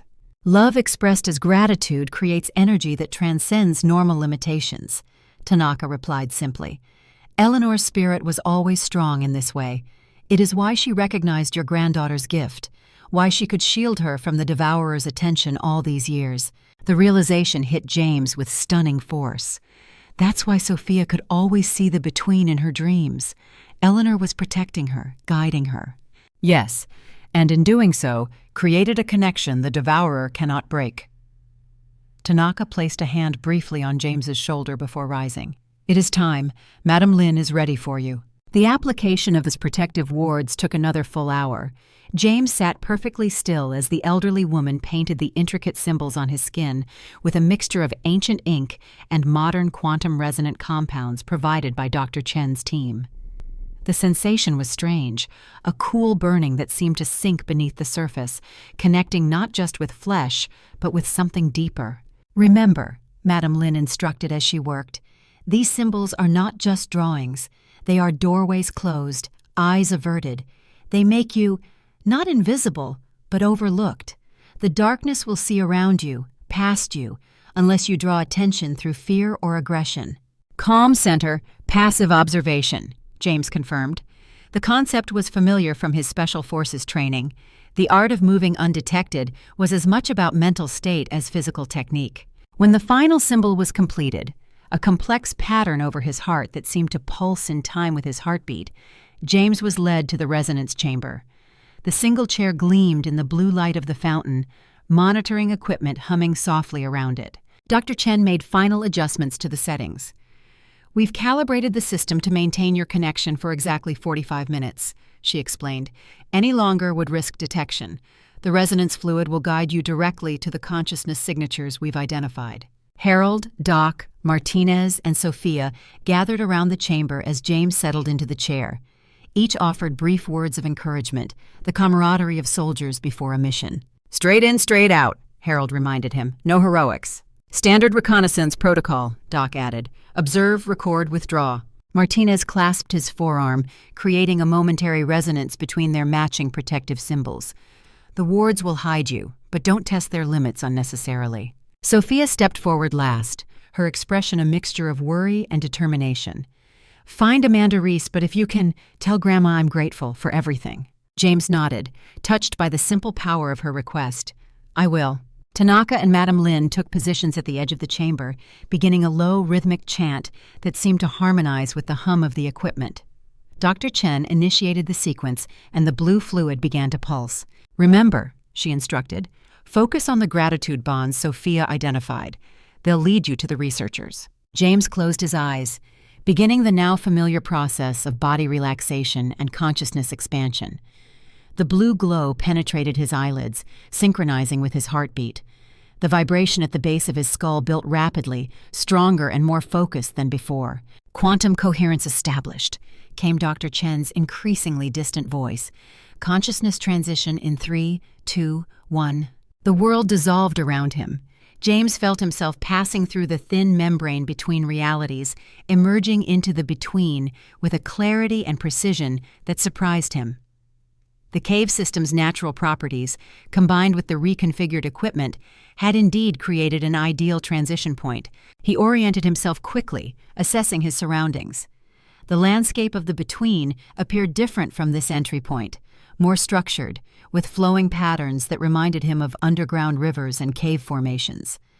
The protective wards on his skin manifested as a subtle distortion around his consciousness, bending perception around him like light around a gravitational field. James moved cautiously through the between, following the faint golden threads that Sophia had identified as gratitude bonds. They formed an intricate network, pulsing with warm energy unlike anything else in this realm. As he traveled deeper, he remained alert for signs of the devourer, but the massive presence seemed absent from this region. The gratitude bonds led him through twisting paths that seemed to fold back on themselves, creating navigational challenges that would confuse most observers. James recognized the pattern, a defensive measure, similar to the evasive routes Special Forces used in hostile territory. Whoever had created this pathway knew how to avoid detection. Eventually, the threads converged on a sheltered pocket within the between, a space that seemed to exist just slightly out of phase with the surrounding realm. Inside, 3 consciousness signatures huddled together, maintaining a cohesive structure despite the darkness pressing in around them. James approached cautiously, keeping his own presence muted through the protective wards. As he drew nearer, one of the consciousness patterns shifted, becoming alert to his presence despite his camouflage. "Who's there?" The thought voice was female, wary, but not panicked. "You're not one of them." "My name is James Calloway," he responded, remaining at a safe distance. "I was directed to find Amanda Reese." The consciousness pattern shimmered, taking on a more defined shape, the impression of a woman in her mid-40s with short dark hair and intense eyes. "I'm Amanda Reese. How did you find us? The shielding should prevent detection. Through the gratitude bonds. My wife Eleanor is trapped here too. She told me to find you." At the mention of Eleanor, Amanda's consciousness brightened. "Eleanor, she's been our lifeline, one of the few who understood what we were facing." Her attention shifted to the protective symbols surrounding James. "Those wards, Vietnamese origin, but modified. Interesting approach." "I need information," James explained. "Eleanor said you know the Devourer's true nature, what it really wants. We're trying to seal the breach, but our first attempt failed." The other two consciousness signatures moved closer, taking on vague human forms, a tall, thin man and a stockier figure with what appeared to be a beard. "You can't seal it conventionally," the taller one communicated. "We tried. That's how we ended up trapped here." "This is Michael Chen and Robert Kirkland," Amanda introduced them, the other lead researchers on Project Threshold. "And you're right, we do know what the Devourer truly is. We've had 5 years to study it after all." Her consciousness pattern flickered with what might have been grim humor. "What is it?" James asked. "Some ancient predator that evolved in this realm?" "No." Amanda's response carried absolute certainty. "It's us. Human consciousness, corrupted and twisted by isolation. The Devourer is what happens when human awareness is cut off from connection with others, left to feed on itself for too long." James struggled to comprehend. "You're saying it was human once?" "Not just once," the consciousness that was Robert Kirkland interjected. "Many times. Thousands, perhaps millions of individual consciousness fragments that became trapped in the between throughout human history, unable to move on, gradually losing their connection to anything but their own hunger for identity. Our research suggests the between has always existed," Amanda continued, "a transitional realm for consciousness between physical life and whatever comes after. Normally, human awareness passes through briefly, releasing attachment to individual identity before moving to the next phase of existence. But sometimes, rarely, a consciousness becomes trapped," Michael Chen added, "too attached to its individual identity, too afraid to let go. Over time, without the natural connections that define humanity, these fragments lose everything except hunger. They consume other passing consciousness to maintain their own existence. Over millennia, these fragments merged into what you call the Devourer," Amanda concluded, "a collective of lost human consciousness that has forgotten what it once was, existing only to consume identity and memory." James felt stunned by the revelation. If it's formed from human consciousness, can it be reasoned with, communicated with? "We've tried," Amanda replied, her pattern dimming with remembered failure.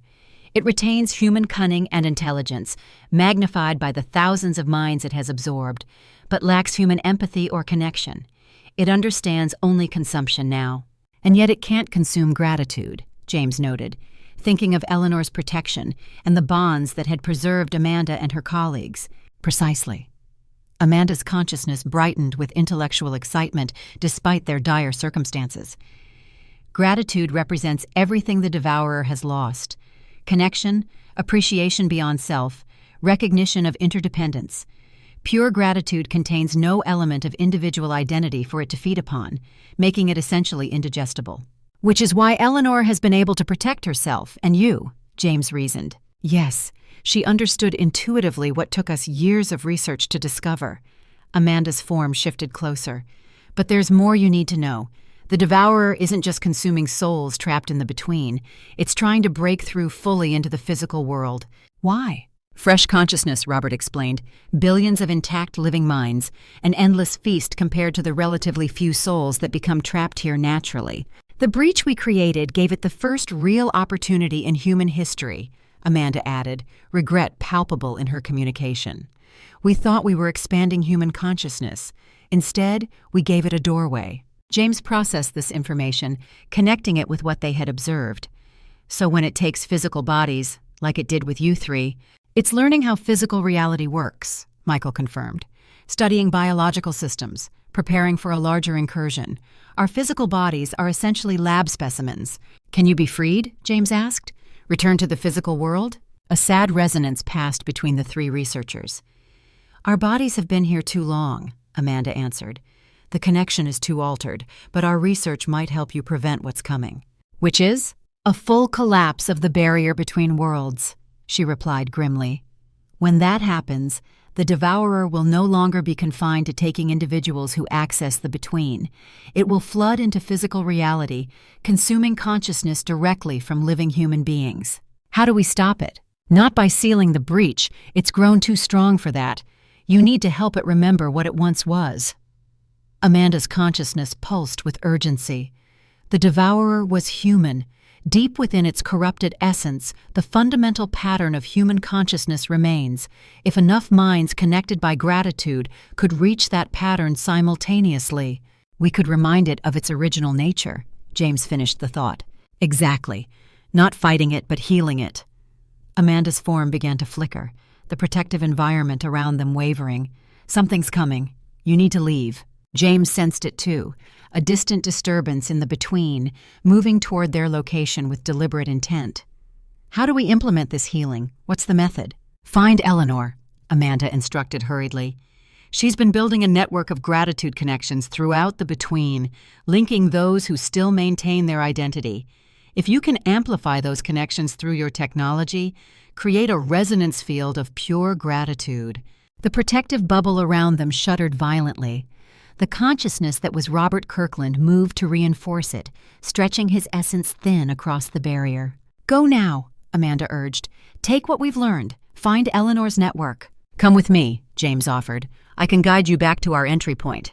We can't leave, Michael explained, his pattern already fragmenting as he joined Robert in reinforcing their shelter. Our presence here is part of what stabilizes the gratitude network. If we abandon our position, dozens of other trapped souls would be exposed.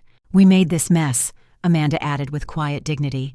This is our penance and our purpose now. Go. The disturbance grew closer, darkness seeping around the edges of their protected space.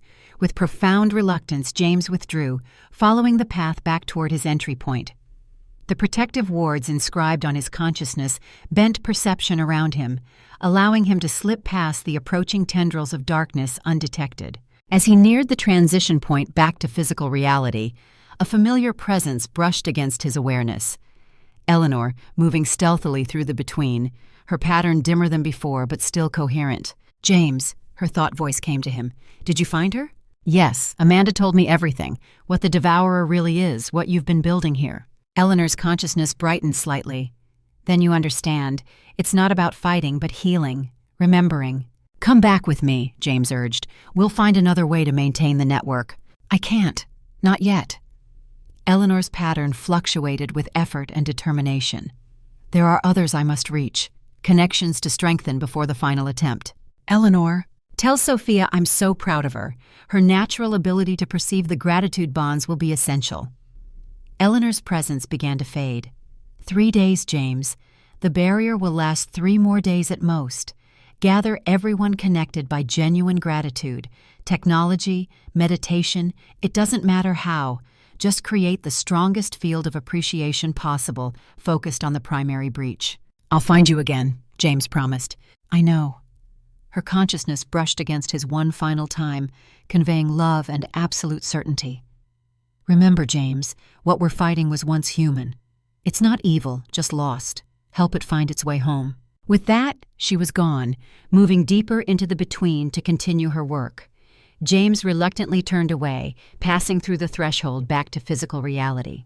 The transition was jarring.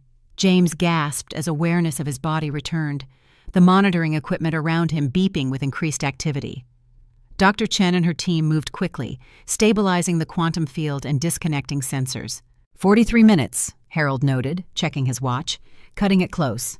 James sat up carefully, feeling the protective wards on his skin tingling as their power began to fade.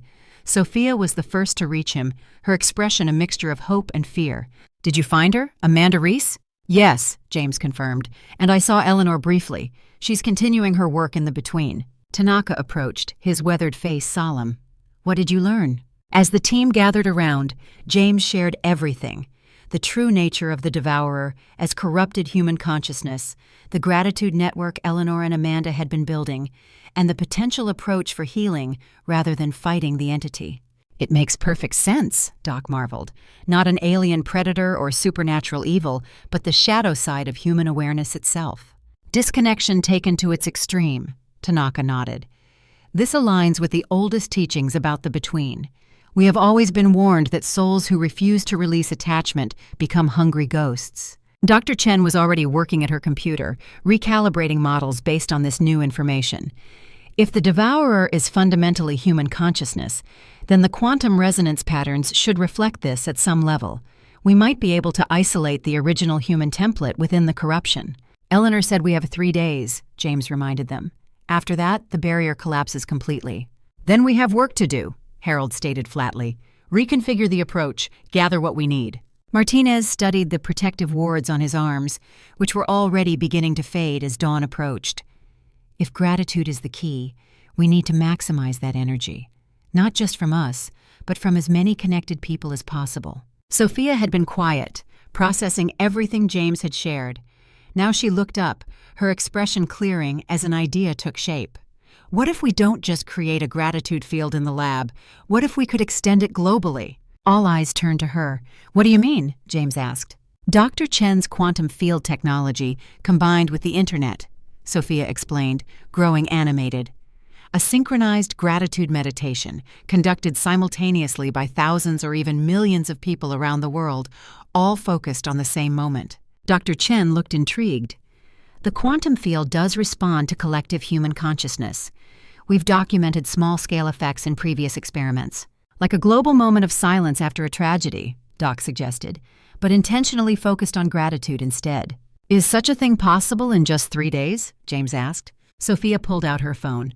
Social media can reach millions in hours. If we create the right message, provide simple instructions, it would need to be compelling, authentic, Harold cautioned. People are skeptical. Then we tell them the truth, James decided. Or enough of it. A simplified version that communicates the urgency without causing panic. Tanaka nodded slowly. The oldest wisdom sometimes spreads fastest in modern times. A call to collective gratitude practice would resonate with many spiritual traditions simultaneously. I have contacts in various consciousness research communities, Dr. Chen added, and my public reputation lends scientific credibility. As the group continued developing this approach, James felt a renewed sense of purpose. The mission had transformed from sealing a breach to healing a fundamental wound in human consciousness itself. The devourer wasn't just an enemy to be defeated, but a lost aspect of humanity to be reintegrated, reminded of its true nature. 3 days to organize a global gratitude meditation. Martinez shook his head, a wry smile crossing his weathered face. And I thought jungle extractions were challenging. We'll need to return to the primary lab, Dr. Chen said. The equipment there has broader connectivity and transmission capabilities. Won't the devourer be watching that location? Doc asked. Yes, but that might be an advantage now, James reasoned. If we're creating a focused gratitude field, we want it where the entity is most likely to perceive it. As dawn light began to filter through the few natural openings in the cavern ceiling, the team gathered their equipment and prepared to return to Cambridge. The mission had evolved from a military-style operation into something altogether different. Not a war against an external threat, but an effort to heal a fragmented aspect of human consciousness itself. Looking around at the unlikely alliance they had formed, aging veterans, quantum physicists, spiritual practitioners, and his own granddaughter, James felt something he hadn't experienced since before Eleanor's physical death: genuine hope. The path ahead remained dangerous and uncertain, but for the first time, he could envision a resolution that didn't rely on destruction. Eleanor was right, he murmured as they prepared to depart. It's not about fighting, but remembering. Sophia smiled, recognizing her grandmother's wisdom. She always said gratitude was the shortest path home. Home. The word resonated deeply as James considered its meaning. Not just a physical place, but the state of connection that defined what it meant to be human. If the devourer had indeed forgotten this fundamental truth, perhaps their task was not to banish it, but to welcome it back to the human family it had lost. With renewed determination, the unlikely team left the sanctuary of the cave, emerging into the golden light of early morning. 3 days to remind a lost aspect of human consciousness what it had forgotten over millennia of isolation. 3 days to transform fear into gratitude on a global scale. The most important mission of James Calloway's long career had just begun. Morning sunlight streamed through the windows of the MIT Quantum Consciousness Research Center as James stood before a bank of monitors displaying real-time data from around the world. In the 72 hours since their return from the cave laboratory, Dr. Chen's team had worked tirelessly to implement Sophia's audacious plan. What had begun as a desperate idea had rapidly evolved into Operation Remembrance, a global synchronized meditation focused on gratitude, scheduled to coincide with the moment the quantum models predicted maximum barrier instability. Latest participant count just passed 1 million, Sophia announced, looking up from her tablet. Dark circles shadowed her eyes, testament to sleepless nights spent coordinating social media campaigns and reaching out to spiritual communities worldwide. Dr. Chen's Quantum Resonance app has been downloaded in 117 countries. James nodded, both impressed and humbled by the response. The simplified version of the truth they'd shared, that a collective expression of gratitude could heal a wound in the fabric of human consciousness, had resonated across cultural and religious boundaries. Meditation groups, churches, temples, and secular mindfulness communities had all embraced the call, spreading the message through their networks with unexpected enthusiasm. The science community is engaged as well, Dr. Chen added, joining them at the monitoring station.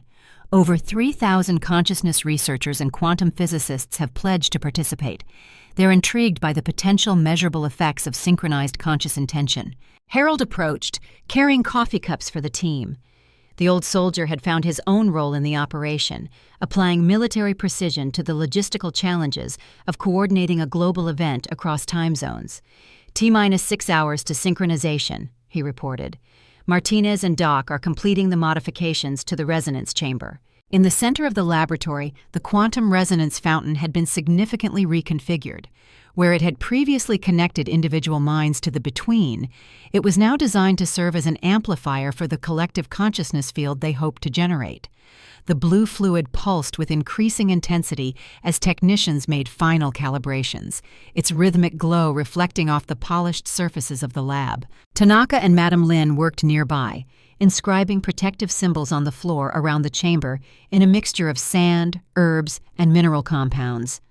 The ancient spiritual technologies they represented were being integrated with cutting-edge quantum science in an unprecedented fusion of approaches. The between is becoming increasingly unstable, Dr. Chen noted, gesturing to a holographic display showing the primary breach. The jagged tear had grown dramatically, dark tendrils extending outward like cracks in glass. We're detecting quantum field disruptions affecting sensitive individuals worldwide. Reports of mass nightmares, sudden unexplained anxiety attacks, and temporal disorientation are increasing exponentially. James studied the data with a soldier's eye for tactical assessment. The devourer is preparing for a full incursion, he concluded. It senses the barrier weakening. Yes, but it has also sensed our activity, Tanaka added, joining them after completing a section of the protective boundary. It knows we are preparing something, though the nature of our approach remains hidden thanks to the gratitude element it cannot comprehend. James felt the weight of responsibility settle more heavily on his shoulders. Millions of people were mobilizing based on their call to action, yet none of them understood the true stakes. If they failed, the barrier between worlds would collapse entirely, leaving humanity vulnerable to an entity that fed on consciousness itself.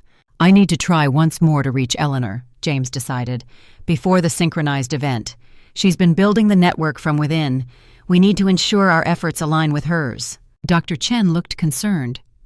A connection attempt now would be extremely dangerous. The between is in chaos as the breach expands. The devourer will be actively hunting any consciousness it detects. Which is why I must go, James insisted. Eleanor needs to know exactly when the synchronization will occur, and we need her to guide as many trapped souls as possible into position to receive the gratitude resonance when it peaks. Sophia stepped forward.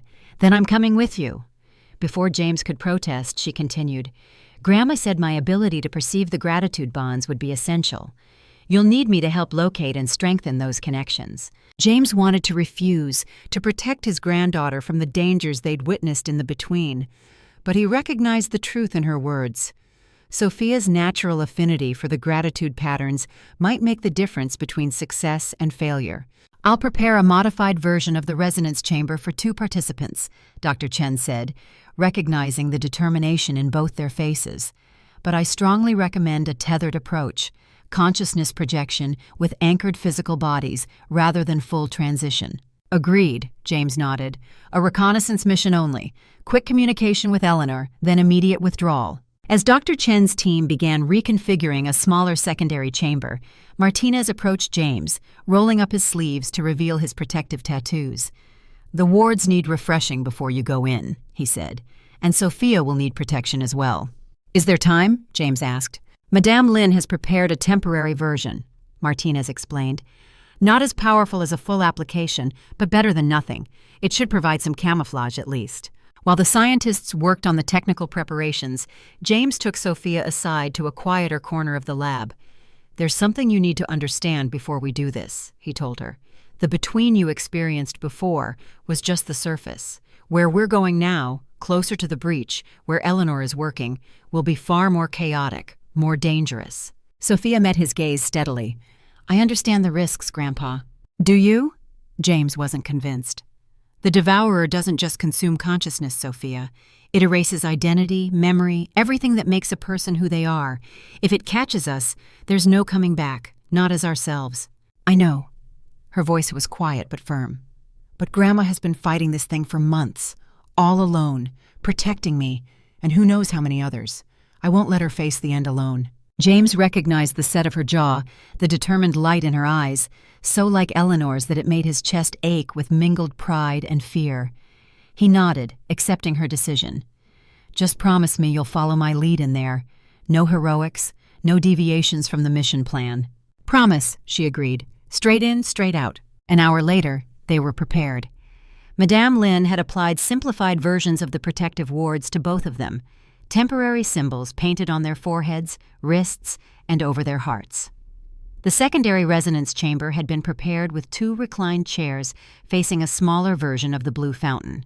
Doc performed a final check of their vital sign monitors while Harold ran through the extraction protocol one last time. "Any sign of trouble, we pull you out immediately," he emphasized. "No delays, no arguments."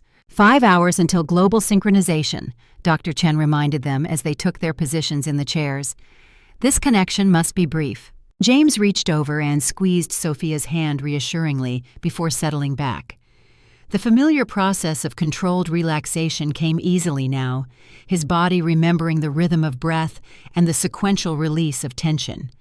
Beside him, Sophia followed the same technique, her breathing synchronizing naturally with his. The blue liquid in the fountain began to pulse, its glow intensifying as their brain patterns aligned with the resonance frequency.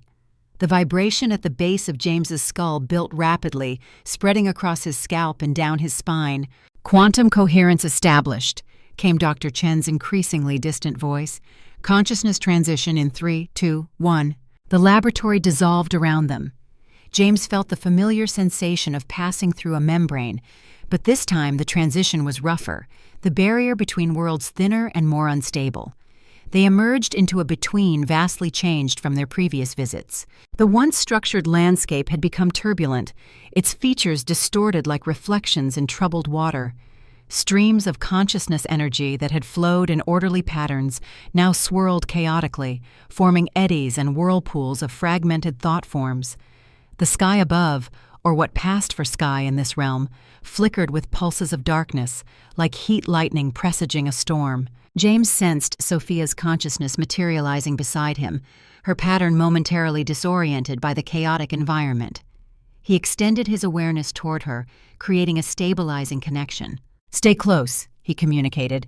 "The protective wards will work better if we maintain proximity." Sophia's consciousness steadied, adapting to the turbulent conditions. "The gratitude bonds are still here," she observed, focusing on the faint golden threads that remained visible despite the surrounding chaos. "But they're under strain, stretching thin." James perceived the network now, too, a delicate web of luminous filaments extending throughout the between. Each junction point appeared to be a consciousness maintaining its integrity despite the encroaching darkness. Eleanor's work, creating connections between trapped souls, anchoring them with bonds the devourer couldn't sever. "Can you trace the network to its center?" James asked. "That's likely where we'll find Eleanor." Sophia's consciousness expanded slightly, sensing the patterns in a way James couldn't fully comprehend. "This way," she indicated, guiding them along a path that followed the strongest concentration of gratitude bonds. They moved cautiously through the turbulent landscape, maintaining the passive observational state that enhanced their protective camouflage. All around them, evidence of the devourer's growing influence was apparent. Shadow forms drifted through the between, some barely recognizable as having once been human consciousness. The fragments showed increasing signs of degradation, memories and identity consumed, leaving only echoes of what they had been. "It's getting worse," Sophia's thought voice held horror and pity. "There are so many of them." "Focus on the mission," James reminded her gently. "We can't help them all directly. The synchronized gratitude field is their best hope." As they followed the network deeper, the environment grew increasingly unstable. Massive distortions rippled through the fabric of the between, causing entire regions to shift and blur. Ahead, the primary breach loomed larger than before, its jagged edges extending outward like reaching fingers. But surrounding the breach, James perceived something new. A thin barrier of golden light, a protective field composed of interconnected gratitude bonds. Within this barrier, consciousness signatures moved with purpose, strengthening weak points and extending new connections. Eleanor's defense line, James realized. She's created a containment field around the breach. They approached the golden barrier cautiously. As they drew nearer, a consciousness pattern separated from the collective effort, moving toward them with recognition. The pattern resolved into a form James knew immediately. Eleanor, her essence dimmer than before, but still coherent, still uniquely herself. "James? Sophia." Her thought voice carried equal measures of joy and concern. "You shouldn't be here now. The barrier is failing faster than anticipated."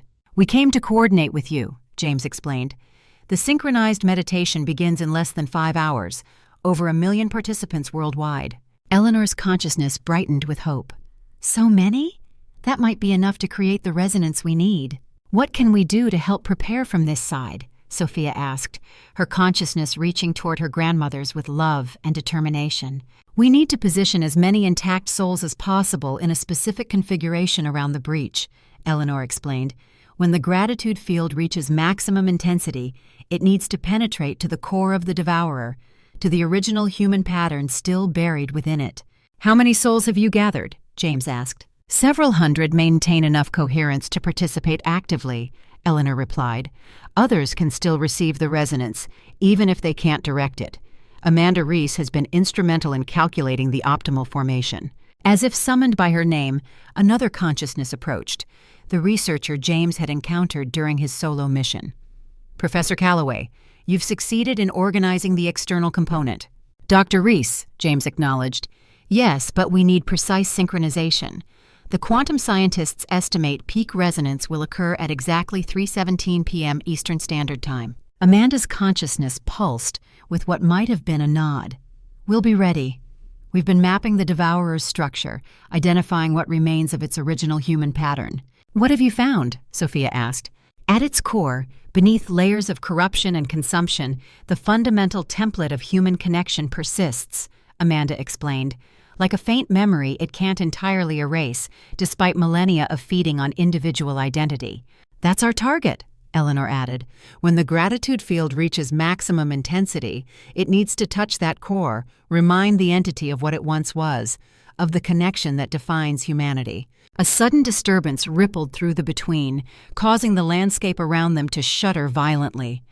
The golden barrier flickered, weakening momentarily before the souls maintaining it reinforced their efforts.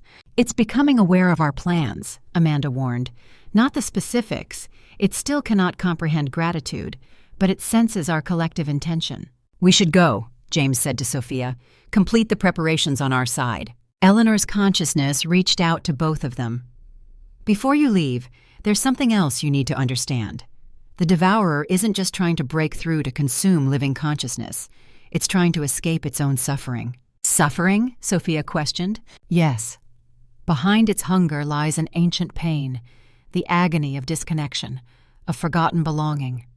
When consciousness becomes isolated for too long, separated from the whole, it experiences a form of madness. The devourer's consumption is an attempt to fill a void it doesn't understand. James contemplated this revelation. So we're not just fighting it, we're healing it, Eleanor confirmed, reminding it of the connection it lost, the wholeness it once knew as part of humanity. Another violent tremor shook the between, stronger than the last. Cracks appeared in the golden barrier as the souls maintaining it struggled to reinforce the weakening structure. You must go now, Eleanor urged. The barrier won't hold much longer, and your physical bodies are vulnerable while you're here. Come with us, Sophia pleaded. We can find another way to coordinate from our side. Eleanor's consciousness rippled with what might have been a sad smile. I can't, dear one. My place is here, guiding those who remain. Without a physical anchor, I cannot return to your world. But after, if we succeed, James began, then we'll all move on, Eleanor finished for him. To whatever comes next, whatever lies beyond the between. That's the natural order, not trapped here, not clinging to old identities. James felt the truth of her words, however difficult they were to accept. This wasn't about bringing Eleanor back, but about helping her and countless others complete their journey. 5 hours, he confirmed. Be ready. We will be, Eleanor assured him. Her consciousness brushed against theirs one final time, conveying love and absolute certainty. Trust the connection, James. Trust the gratitude. With profound reluctance, they withdrew, retracing their path through the increasingly unstable between. The protective wards camouflaged their retreat, but James sensed dark attention turning toward them nevertheless. The devourer was growing more sensitive, more aware as the barrier weakened. They reached their entry point just as another major distortion rippled through the realm. The threshold back to physical reality wavered, its structure destabilizing. Quickly, James urged Sophia. Together they passed through the threshold, the transition even more jarring than their entry had been. Consciousness snapped back into physical awareness with disorienting suddenness. James gasped, eyes flying open to the bright lights of the laboratory and the concerned faces of their team gathered around the chamber. Quantum field fluctuations are intensifying, Dr. Chen reported, as technicians help disconnect them from the monitoring equipment. The breach is expanding more rapidly than our models predicted. James sat up, fighting off the disorientation. How long were we in? 27 minutes, Harold replied, checking his watch. What did you learn? As they rejoined the team, James and Sophia relayed everything. The deteriorating conditions in the between, Eleanor and Amanda's preparations, and the critical revelation about the devourer's true motivation. It's not just hunger driving it, James concluded. It's suffering, the pain of disconnection carried to its extreme. Tanaka nodded slowly, his weathered face grave. The ancient texts speak of this. When consciousness becomes isolated from the whole, it creates a hungry ghost, forever consuming but never satisfied. Then our approach is even more appropriate, Dr. Chen noted. The synchronized gratitude field isn't just a weapon against it, but genuinely what it needs most, a reminder of connection, of belonging. Doc, who had been monitoring the global participation data, looked up from his station. We've just passed 2 million registered participants. Word is spreading faster than anticipated. Eleanor said they've gathered several hundred intact souls on the other side, Sophia added. They're positioning them in a formation around the breach, ready to channel the gratitude resonance to the devourer's core. Martinez, who had remained largely silent, stepped forward. There's something we haven't addressed, he said, his voice grave. What happens if this works? If we remind this entity of its human origins, heal its corruption, where does it go? What becomes of it? A thoughtful silence fell over the group as they considered the question. Eleanor believes it will move on, James finally replied. Along with all the trapped souls, to whatever comes next, whatever lies beyond the between. And if it doesn't, Martinez pressed, if it resists, fights back, then we face a different battle, Harold answered pragmatically. But let's tackle one impossible challenge at a time. The next 4 hours passed in a blur of final preparations. Dr. Chen's team made continuous adjustments to the primary resonance chamber, calibrating it to amplify the collective consciousness field they hoped to generate. Tanaka and Madame Lin completed the protective boundary around the laboratory, a final defense against potential incursion.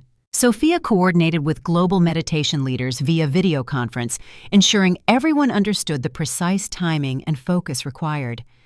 The simplified instructions they distributed emphasized genuine gratitude, not as an abstract concept, but as a deeply felt appreciation for connection with others. James found a moment of relative quiet to stand before the wall of monitors displaying activity from around the world. Time zone by time zone, groups were gathering in parks, community centers, places of worship, and private homes. The imagery streaming in showed people from every culture, every background, preparing to participate in an event whose true significance they couldn't fully comprehend. "It's remarkable," came Tanaka's voice as the old master joined him. "Throughout human history, consciousness has been our greatest mystery and our greatest resource. Now it may be our salvation." "If we succeed," James noted soberly. "Whether we succeed or fail in the immediate goal," Tanaka replied, "something profound has already been accomplished. Millions of people choosing to focus on gratitude simultaneously.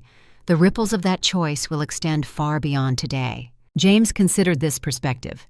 Eleanor would say the same thing. She always saw the bigger picture. "A wise woman," Tanaka acknowledged, "and still teaching us, even from the between." A sudden commotion from the monitoring stations drew their attention. Dr. Chen was calling for immediate assessment of new data coming in.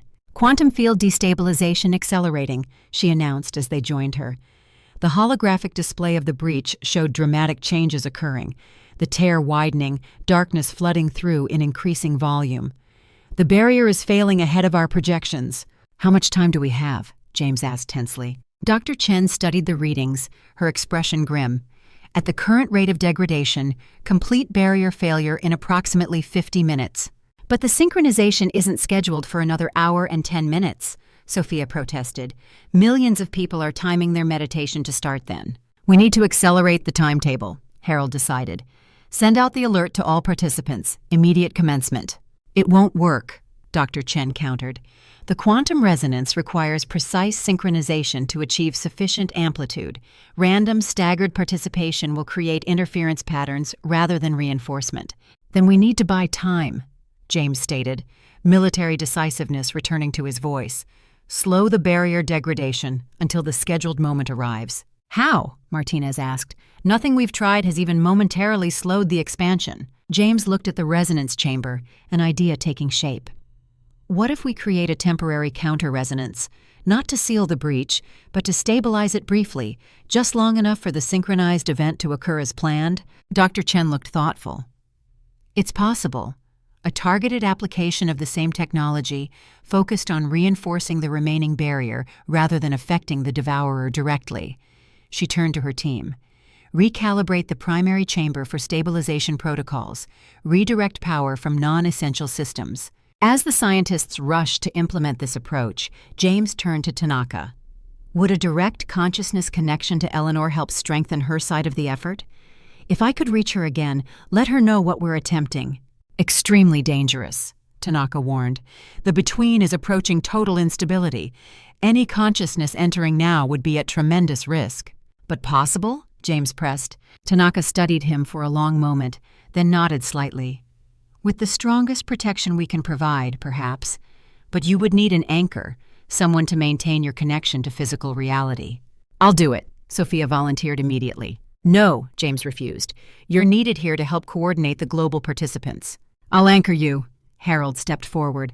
"We've been through worse together." James clasped his old friend's shoulder, grateful beyond words. "Like old times." "Worse than old times," Harold corrected with a grim smile. "But who's counting?"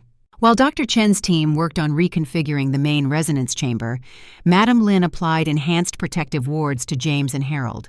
These were more elaborate than the temporary versions used earlier, incorporating elements of the permanent tattoos Martinez bore. "These will shield you from direct detection," she explained as she worked, "but not from the general instability of the realm. Move quickly, speak your message, return immediately." "Understood," James agreed. The gravity of what they faced settled on him like a physical weight. If they failed, if the barrier collapsed completely before the synchronized meditation could occur, humanity would face a threat unlike any in recorded history, an entity that fed on consciousness itself, invading physical reality. The secondary chamber was adjusted for a tethered approach. James would project his consciousness into the between, while Harold maintained an anchoring connection from this side. 45 minutes until barrier failure, Dr. Chen reported as they took their positions. The counter-resonance will be initiated in 5 minutes, which should slow the degradation. But we don't know for how long. It doesn't need to hold indefinitely, James reminded her, just until 3:17. Be careful in there, Captain, Doc said, checking James's vital signs one final time. Conditions will be worse than anything you've encountered before. I've seen worse, James replied, though in truth, he wasn't certain that was accurate. He settled into the chair, establishing the physical connection with Harold through sensors attached to both their temples. I'll be right here, Harold assured him. One tug on the line if you need extraction. James nodded, then closed his eyes and began the now familiar process of controlled entry into the between.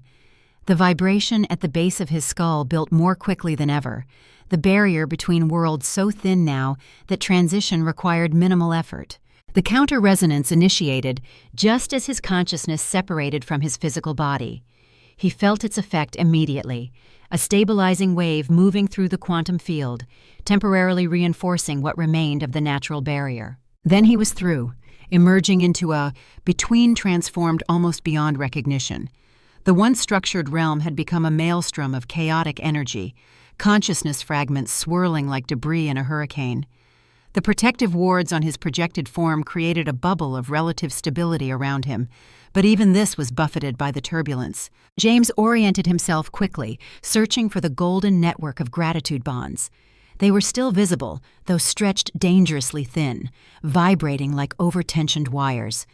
He followed their convergence toward the breach, maintaining the passive observational state that enhanced his camouflage. The journey was arduous, the environment actively hostile to coherent consciousness now.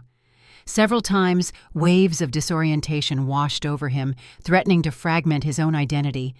Only the anchor connection to Harold, a silver cord extending back to physical reality, kept him intact and focused. When he finally reached the vicinity of the breach, the sight that greeted him was both terrible and awe-inspiring. The tier in reality had expanded dramatically, its edges pulsing with malevolent energy. But surrounding it, the souls Eleanor had gathered maintained their defensive formation, hundreds of consciousness patterns joined by gratitude bonds, creating a last barrier against total collapse. At the center of this effort, James found Eleanor. Her pattern was dimmer than before, stretched thin by the effort of maintaining the network, but still recognizably herself. James! Her thought voice reached him, surprise and concern evident. You shouldn't be here now. It's too unstable. We've initiated a counter-resonance from our side, he explained quickly. It's temporarily slowing the barrier degradation, but we don't know how long it will hold. You need to be ready for synchronization at exactly 3:17, regardless of conditions. We're prepared, Eleanor assured him. Amanda has calculated the optimal configuration. When the gratitude field reaches maximum intensity, we'll channel it directly to the Devourer's core pattern. Can you hold out that long? James asked, perceiving the tremendous strain on the souls maintaining the final defense. We must, Eleanor replied simply. Her consciousness brushed against his, conveying both determination and a deep, abiding love. This was always the path, James. From the moment I crossed over, I understood what needed to be done. You knew? The realization struck him profoundly. Not the specifics, but the essence. That's why I could guide Sophia all these years, why I could help build the network. Something in me recognized the truth, that the Devourer isn't our enemy, but our responsibility. A lost part of ourselves that needs to be reintegrated, reminded of its belonging. A violent distortion rippled through the between, causing even the protective wards around James to fluctuate. The anchor connection to Harold pulled taut, a warning that conditions were deteriorating rapidly. The counter-resonance is weakening, James realized. I need to return. Go, Eleanor urged. Complete the work on your side. We'll be ready when the moment comes. James hesitated, reluctant to leave her again, knowing this might be their final communication. Eleanor, I know, she interrupted gently. I've always known. Now go, before it's too late. With profound reluctance, James withdrew, following the silver cord of his anchor connection back toward physical reality. The journey out was even more chaotic than the entry had been, the between collapsing around him as the counter-resonance failed to maintain stability. He emerged into his physical body with a gasp, the laboratory materializing around him with jarring suddenness. Harold was beside him immediately, helping remove the connection sensors. The counter-resonance is failing, Dr. Chen reported from the main monitoring station. Barrier integrity at 17% and falling. How much time until synchronization? James asked, struggling to orient himself. 26 minutes, Sophia answered, her expression tense but determined. Global participation has reached nearly 3 million. Everyone's standing by. James quickly relayed what he'd learned. Eleanor's preparations, Amanda's calculations, the strategic positioning of souls around the breach. They'll be ready to channel the resonance when it peaks, he concluded, but the barrier is failing faster than anticipated. Can we accelerate the timetable? Harold asked. Dr. Chen shook her head. The quantum calculations are precise. 3:17 p.m. Eastern Standard Time is when Earth's rotational position and the solar electromagnetic field create optimal conditions for consciousness resonance. Attempting synchronization even minutes earlier would significantly reduce efficacy. Then we wait, James decided, and trust that the barrier holds long enough. The next 20 minutes passed in tense anticipation. The monitoring displays showed accelerating degradation of the quantum barrier despite the counter-resonance efforts.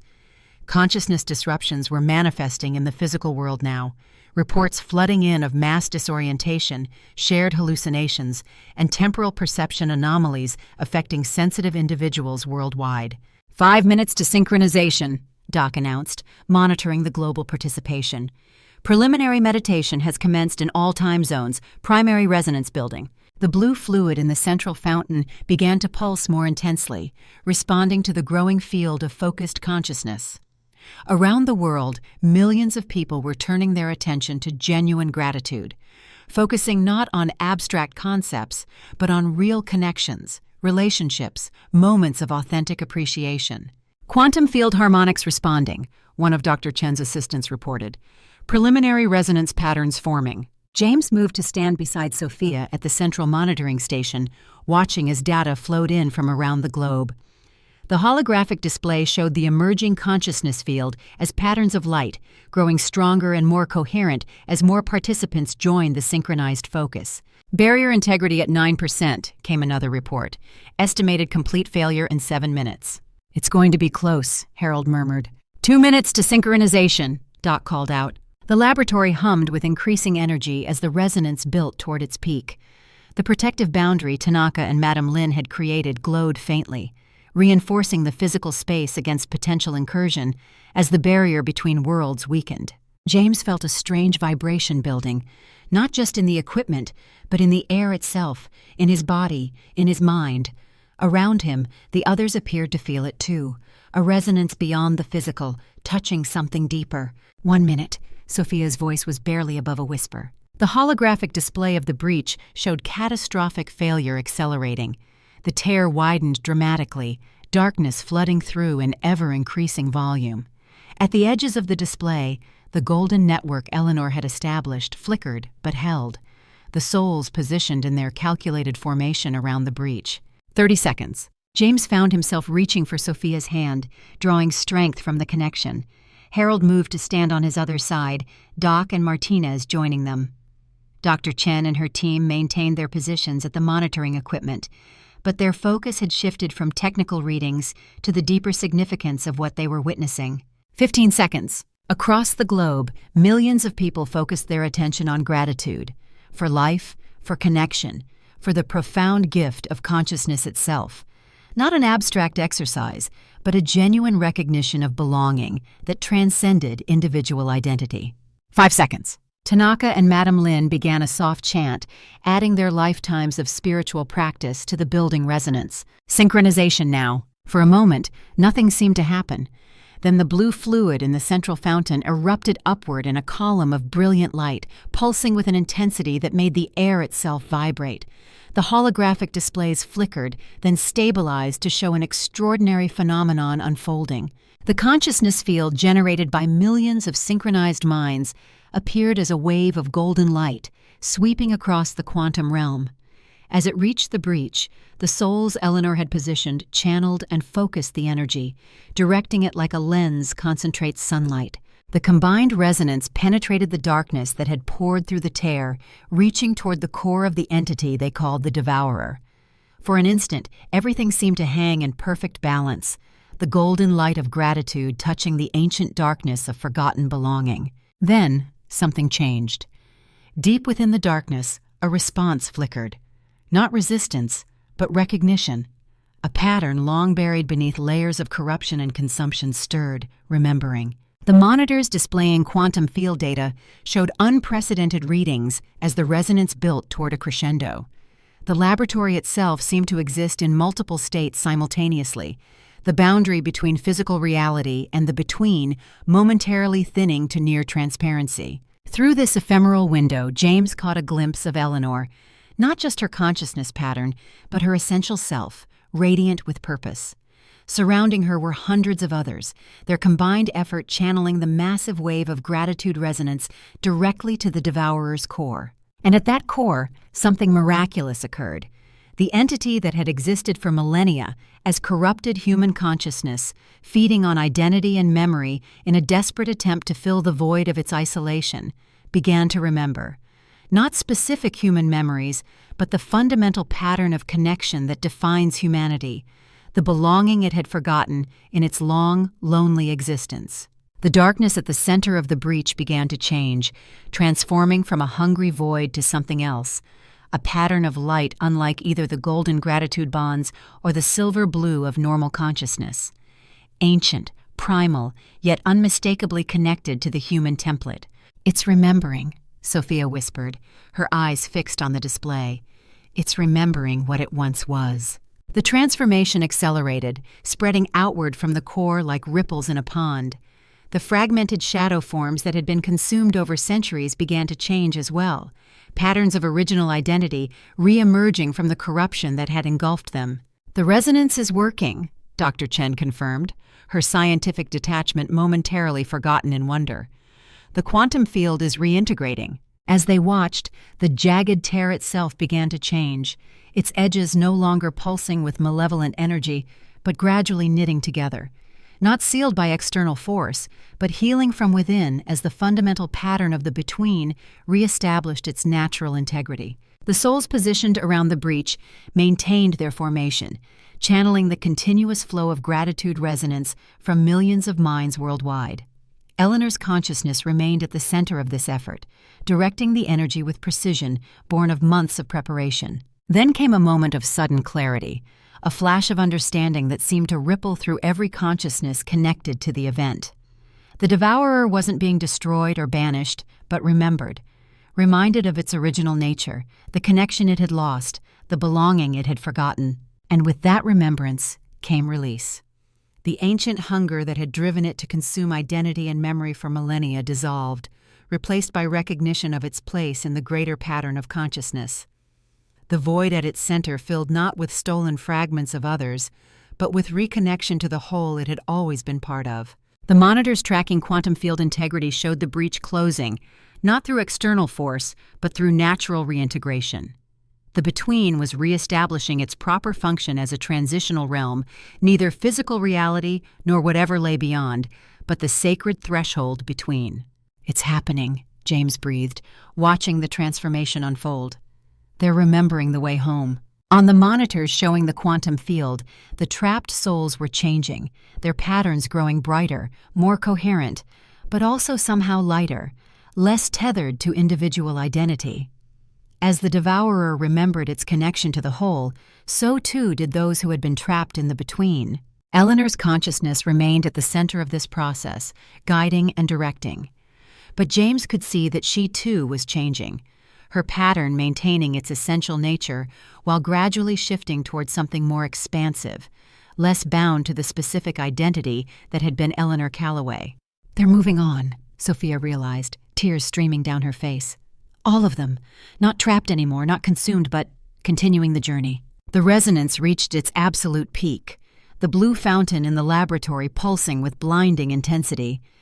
For a brief, transcendent moment, the boundary between worlds thinned to nothing, and James felt rather than saw what was occurring in the between. Eleanor's consciousness brushed against his one final time, conveying not words but pure understanding. This was not an ending but a continuation, not loss but transformation.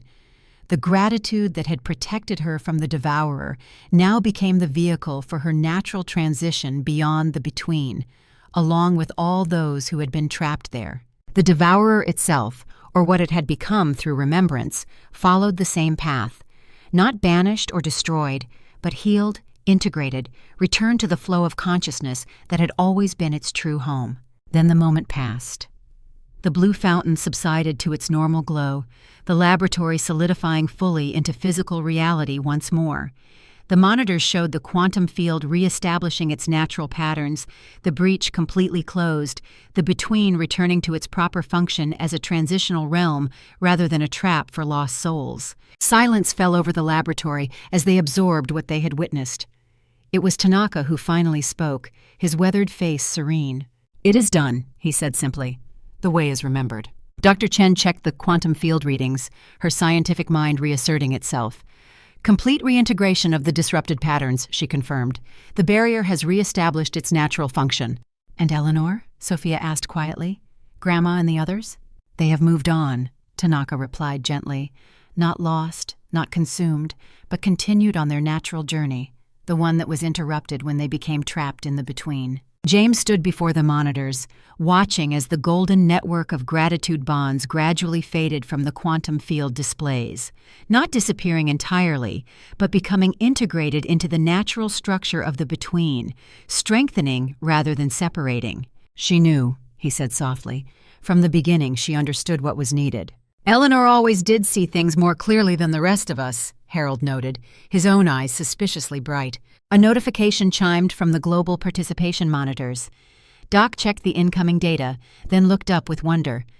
Reports coming in from around the world, millions of people experiencing unprecedented feelings of connection, belonging, wholeness.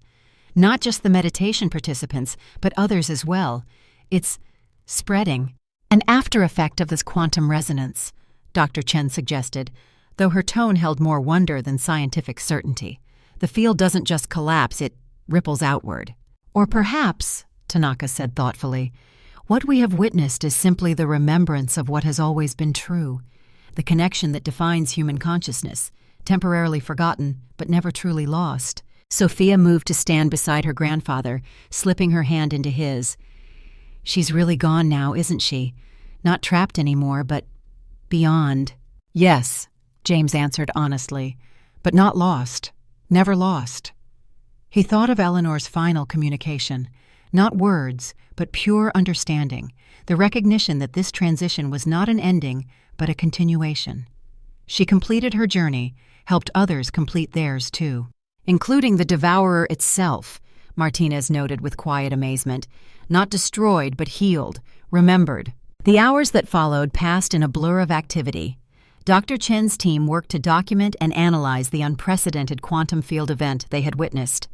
Reports continued to flow in from around the world, millions of people affected by the synchronized meditation, experiencing profound shifts in perception and connection. James found himself drawn to a quiet corner of the laboratory, processing everything that had occurred. The mission that had begun with his desperate desire to save Eleanor had transformed into something far greater, the healing of an ancient wound in human consciousness itself. Harold joined him, 2 cups of coffee in hand. "Quite a mission, Captain," he said, offering one of the cups. "Not exactly what we trained for back in the day." James accepted the coffee with a grateful nod. "Not exactly, no." "You know what this means, don't you?" Harold gestured toward the monitors still displaying data from the event. "Everything changes. Our understanding of consciousness, of death, of what comes after. It all changes now." "Maybe," James allowed, "or maybe we just remember what we've always known deep down, what Eleanor understood from the beginning. That we're connected," Harold supplied. "That individual identity is just one aspect of a larger pattern. That gratitude is the path home," James added softly. Across the laboratory, Sophia was working with Dr. Chen, helping compile the experiences reported by meditation participants worldwide. Despite the exhaustion evident in her posture, her face showed a clarity and purpose that reminded James powerfully of Eleanor. "What happens now?" Harold asked, following James's gaze. "We remember," James replied. "We share what we've learned. We help others remember too." In the days that followed, the full impact of what they had witnessed began to unfold. Dr. Chen and her team published careful, measured reports on the quantum field event, describing it in scientific terms that nevertheless hinted at its profound implications. Tanaka and Madame Lin returned to their respective traditions, sharing ancient wisdom in new context with those prepared to understand. The millions who had participated in the synchronized meditation carried their experience forward in countless ways, small ripples becoming waves of change throughout human society. Not dramatic revolution, but quiet evolution, a remembering of connection too fundamental to be forgotten for long. 1 month after the event, James stood on the shore of Cape Cod, watching the October sunset paint the sky in shades of gold and crimson. Sophia walked beside him, both of them comfortable in the silence shared by people who no longer need words to confirm their connection. "I dreamed of her last night," Sophia eventually said. "Not like before, not in the between, just a normal dream, I think." She was smiling. James nodded. "I dream of her too. Different now, but still real in its way." "Do you think—" Sophia hesitated, then continued. "Do you think we'll understand someday? What happened to her, to all of them? Where they went?" James considered the question, watching as the sun touched the horizon. "I think perhaps we already understand in some ways, not intellectually, not with concepts and words, but," he touched his chest, "here, in the connection." Sophia smiled, Eleanor's eyes looking out from her young face. "Grandma would say that's the only understanding that matters." "She would," James agreed, "and she'd be right." As twilight deepened around them, James felt a sense of peace that had eluded him since Eleanor's passing. Not because the grief had vanished, it remained, as did the love that gave it meaning, but because he had glimpsed, however briefly, the greater pattern of which both were part. Eleanor had moved on, continuing a journey that had never truly been interrupted, only temporarily diverted. And someday, when his own time came, James knew he would follow the same path. Not through the between as a place of entrapment, but as it was meant to be, a threshold, a transition, a doorway between worlds. Until then, there was work to do, remembering, sharing, living with the gratitude that had proven more powerful than ancient darkness, the appreciation for connection that defined humanity at its core. As the first stars appeared in the deepening sky, James and Sophia turned back toward the lights of the beach house. The Morpheus team waited there, Harold, Doc, Martinez, along with Dr. Chen and others who had shared their extraordinary experience. Not just colleagues now, but family of a kind, bound by what they had witnessed together. "Ready?" Sophia asked, glancing back at her grandfather. James took one last look at the horizon, where sea met sky in perfect harmony. "Yes," he said, feeling Eleanor's presence not as a ghost or a lingering consciousness, but as an enduring connection that transcended individual identity. "I'm ready."